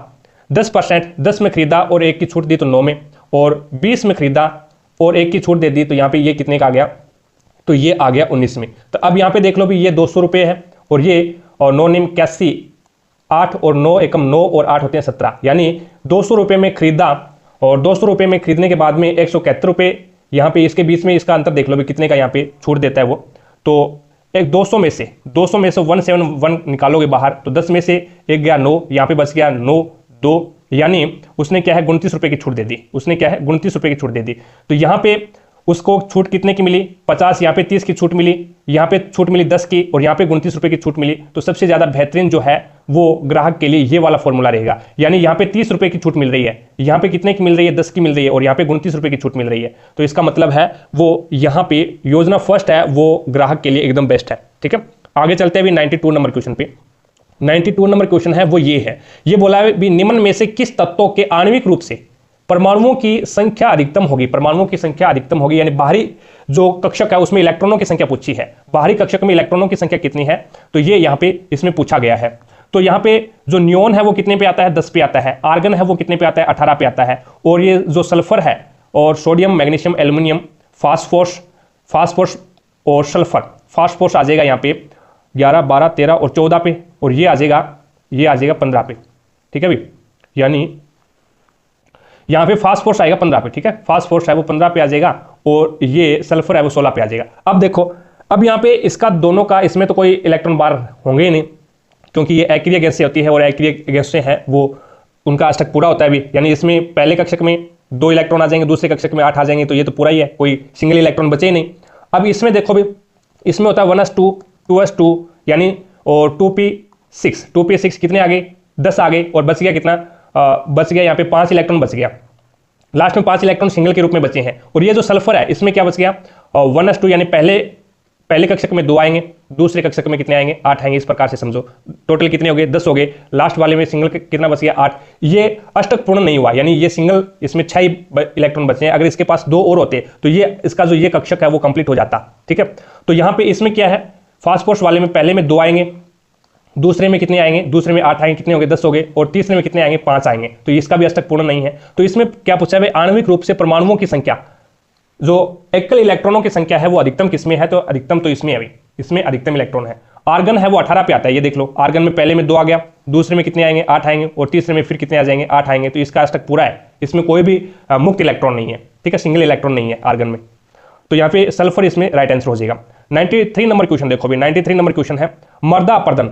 मर्दा अपर्दन पर्यावरण के मुख्य खतरों में से एक है, निम्न में से कौन सा मर्दा अपर्दन को रोकने में सहायक करता है। तो यहाँ पे अत्यधिक खेती करने से मर्दा का अपर्दन होता है, सिंचाई के घटिया तरीके अपनाने से भी मर्दा का अपर्दन होगा, मवेशी चारण करने से भी मर्दा का अपर्दन होगा। तो समोच्च रेखीय जुताई करेंगे तभी जाकर के मर्दा का अपर्दन रुक सकता है। आगे देखो भी 94 नंबर क्वेश्चन है। अब इसमें 94 नंबर क्वेश्चन में ये है भी, formation of urine in kidney in the kidneys involve the give 3 process in which of the flowing sequence. अब आपको सीक्वेंस में बताना है अभी, किडनी के अंदर जो यूरिन होता है, मूत्र होता है, उसको जो प्रोसेस होती है बनाने की, वो 3 प्रोसेस के अंदर कंप्लीट होती है। पहली होती है फिल्ट्रेशन। पहला फिल्ट्रेशन का मतलब होता है उसको छानेगा, पहले किडनी है वो मूत्र को छानेगी, छानने के बाद में जो सिलेक्टिव जो रीऑब्जर्वेशन, जो छानने के बाद में जो बचा है उसको फिर से दोबारा से क्या करेगा, उसको रीऑब्जर्वेशन करेगा, यानी दोबारा से उसको क्या करेगा, दोबारा से उसके अंदर जो भी सिलेक्टिव मटेरियल बच गया उसको दोबारा से चुनेगा, उसको दोबारा से बाहर निकालेगा, रीऑब्जर्वेशन करेगा उसका, और फिर क्या कर देगा, फिर एलिमिनेशन कर देगा, उसको क्या कर देगा, बाहर निकाल देगा। फिर एलिमिनेशन, पहले फिल्ट्रेशन, फिर सिलेक्टिव ऑर्गन्स, सिलेक्टिव रीऑब्जर्वेशन करेगा, और फिर क्या करेगा, एलिमिनेशन करेगा, उसको बाहर निकाल देगा। तो पहले छानने की विधि होगी, उसके बाद में दोबारा से उसको क्या करेगा, दोबारा से उसमें चुनेगा, और फिर उसमें क्या करेगा, एलिमिनेशन यानी उसको बाहर निकाल देगा। आगे देखो भी 95 नंबर क्वेश्चन है, और बढ़िया क्वेश्चन है। 95 नंबर क्वेश्चन है 4872 एक संख्या है और एक अन्य संख्या है x। लघुत्तम समावर्ती इनका दिया गया है 576 दिया गया है, तो इसमें x वो संख्या बतानी है क्या होगा। तो पहले तो 48 के आप अभाज्य गुणनखंड करो। 48 में 2, 24, 2, 12, 2, 6, 2, 3, 3, 1, ठीक है, ये इसके अभाज्य गुणनखंड हो गए। अब 72 के अभाज्य गुणनखंड करोगे आप तो ये हो जाएगा 2, 2 के बाद में 36 2 72, 2 18 2 72, 2 और 9 2 72, 9 2 18, फिर 3 से 3 3 9 3 और 1। अब 576 के आप क्या करो, अभाज्य गुणनखंड कर दो। 576 के अभाज्य गुणनखंड करोगे तो 2 2 2 4, 1 2 8 16 और 2 8 16, 2 से फिर जाएगा 14 और 4, फिर 2 से जाएगा 7 और 2, फिर 2 से जाएगा 36 2 72, फिर 2 से जाएगा और 18 2 36, फिर 2 से जाएगा 9 2 18, फिर 3 से जाएगा और 3 3 और फिर 3 से जाएगा, फिर आएगा 1। अब यहाँ पे आपको ये बताना है भी, जो आपको एलसीएम दिया गया है 576, 2 संख्याएं आपको दी गई है 48 और 72 है, एक संख्या ऐसी है जो x के रूप में है और वो बतानी है कौन सी है। अब देखिएगा इसमें 2 कितनी बार आया है, 1 2 3 4, 4 बार आया है, और इसमें 3 बार आया है, लेकिन इसमें देखिएगा 1 2 3 4 5 और 6, यानी 6 बार 2 आया है। कहने का मतलब क्या है, जो x संख्या है ना उसके टुकड़ों में 6 बार तो 2 आएगा, 6 बार तो क्या आएगा, 2 आएगा, 6 बार 2 आ जाएगा, 2 2 4, 4 2 8, 8 2 16, 16 2 32, 32 2 64, तो 64 इसमें आपका आंसर हो सकता है। 64 अगर ऑप्शन में है तो, नहीं है कोई दिक्कत नहीं है। अब देखो भी, अब 3 से मल्टीपल और कर दो, 3 से मल्टीपल और करके देख लो तो क्या जाएगा, 3 चौके 12, 1 और 3 से 18 और 1 19, 192। 192 क्या ऑप्शन में है, तो वो संख्या 192 हो जाएगी। वो संख्या क्या हो जाएगी, 192, यानी वो संख्या 64 भी हो सकती है, वो संख्या 192 भी हो सकती है, और वो संख्या वो 576 भी हो सकती है। इन तीनों में वो संख्या एक हो सकती है, कोई दिक्कत नहीं है। तो यहां से ये आपको क्वेश्चन समझ में आ गया होगा भी, ठीक है, और तीनों है वो एक साथ नहीं दी गई होगी, एक ही संख्या दी गई होगी। आगे चलते भी नेक्स्ट देखो, नेक्स्ट आपके सामने आता है निम्नलिखित में से किस वर्ष भारत में भारतीय संग्रहालय अधिनियम पारित किया गया था। तो 1910 में भारतीय संग्रहालय अधिनियम है वो पारित किया गया था। आगे देखो भी, नेक्स्ट आपके सामने है 97 नंबर क्वेश्चन है, प्रसिद्ध हाजी अली दरगाह है इनमें से किस शहर में है। तो हाजी अली दरगाह है वो बंबई में है भी, प्रसिद्ध हाजी अली दरगाह कहाँ पे है, तो ये बंबई में हो जाएगा। आगे देखो भी, नेक्स्ट आपके सामने है ये वाला क्वेश्चन है, और इस वाले क्वेश्चन को अपन चुटकियों में हल कर देंगे। देखो यहाँ पे 1 के बाद में पॉइंट है, यहाँ पे 1 के बाद में पॉइंट है, और यहाँ पे 4 के बाद में पॉइंट है। तो टोटल पॉइंट है वो कितने अंकों के बाद में, तो 6 अंकों के बाद में पॉइंट है, ठीक है। तो यहाँ पे देखो भी 4 के बाद में पॉइंट आ गया, 2 के बाद में पॉइंट आ गया, और 3 के बाद में पॉइंट आ गया। तो ये 4 2 6 और 6 और 3 9, 9 के बाद में पॉइंट है, तो ये ऑप्शन नहीं होगा। अगला देखो भी, ये 4 के बाद में पॉइंट है, ये 2 के बाद में पॉइंट है, और ये 2 के बाद में पॉइंट है, 4 2 6 और 2 8, ये भी नहीं होगा। टोटल संख्या के बीच में 9 के बाद में पॉइंट आना चाहिए। यहाँ पे देखो 3 के बाद में पॉइंट है, इसमें कोई पॉइंट है नहीं, और इसमें देखो भी 3 के बाद में पॉइंट है, 3 और 3 6 के बाद में पॉइंट आ रहा है, कोई दिक्कत नहीं है, ये संख्या हो सकती है। आगे देखो भी 2 के बाद में पॉइंट, 1 के बाद में पॉइंट, और क्या है 3 के बाद 2 के बाद में पॉइंट, 2 और 2 4 और 1 5 के बाद में पॉइंट है, तो ये भी नहीं होगा। तो 3 नंबर ऑप्शन आपका राइट आंसर होगा।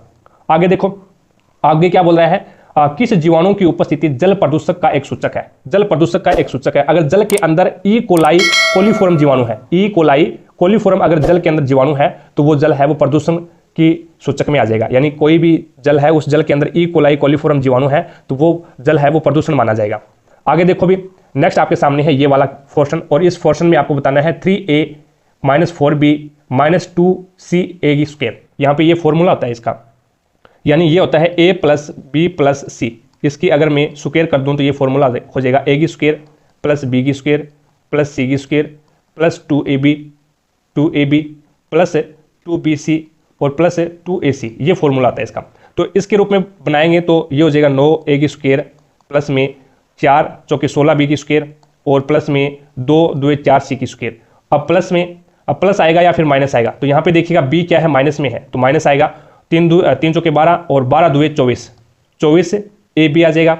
और अब भी क्या आएगा, माइनस प्लस, माइनस और माइनस प्लस हो जाएगा, अब प्लस आ जाएगा, प्लस 4 2 8 और 8 2 16, 16 bc आ जाएगा। और फिर क्या आएगा, माइनस आएगा, क्योंकि प्लस और माइनस माइनस होते हैं।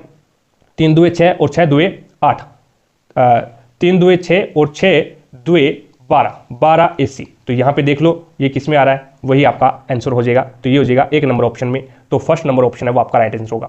इस प्रकार से 2 नंबर जो अपन ने शिफ्ट 2 थी उसका सॉल्यूशन कर लिया है, और जल्द ही अपन शिफ्ट 3 का भी सॉल्यूशन लेके आएंगे। तो क्लास आपको कैसी लगी है मुझे कमेंट सेक्शन में कमेंट करके जरूर बताना भी। अच्छी लगी है तो दिल से लाइक करना, ज़्यादा से ज़्यादा शेयर करना अपने सभी दोस्तों के साथ में। इस प्रकार से अपन जितने भी ग्रुप डी के पेपर हुए हैं वो सारे के सारे सोल्व कर लेंगे और आसानी से समझ लेंगे, कोई दिक्कत नहीं है। ठीक है, चैनल पर नहीं है तो चैनल को सब्सक्राइब कर लेना, पास में लगे बेल आइकन को जरूर दबा लेना, ताकि अपन जैसे ही नेक्स्ट वीडियो लेके आए तो उसका नोटिफिकेशन सबसे पहले आपके पास पहुंचे और आप तुरंत उसका लाभ उठा सको। तो आज की क्लास में इतना ही, भी मिलेंगे अपन नेक्स्ट क्लास में, तब तक के लिए जय हिंद, जय भारत।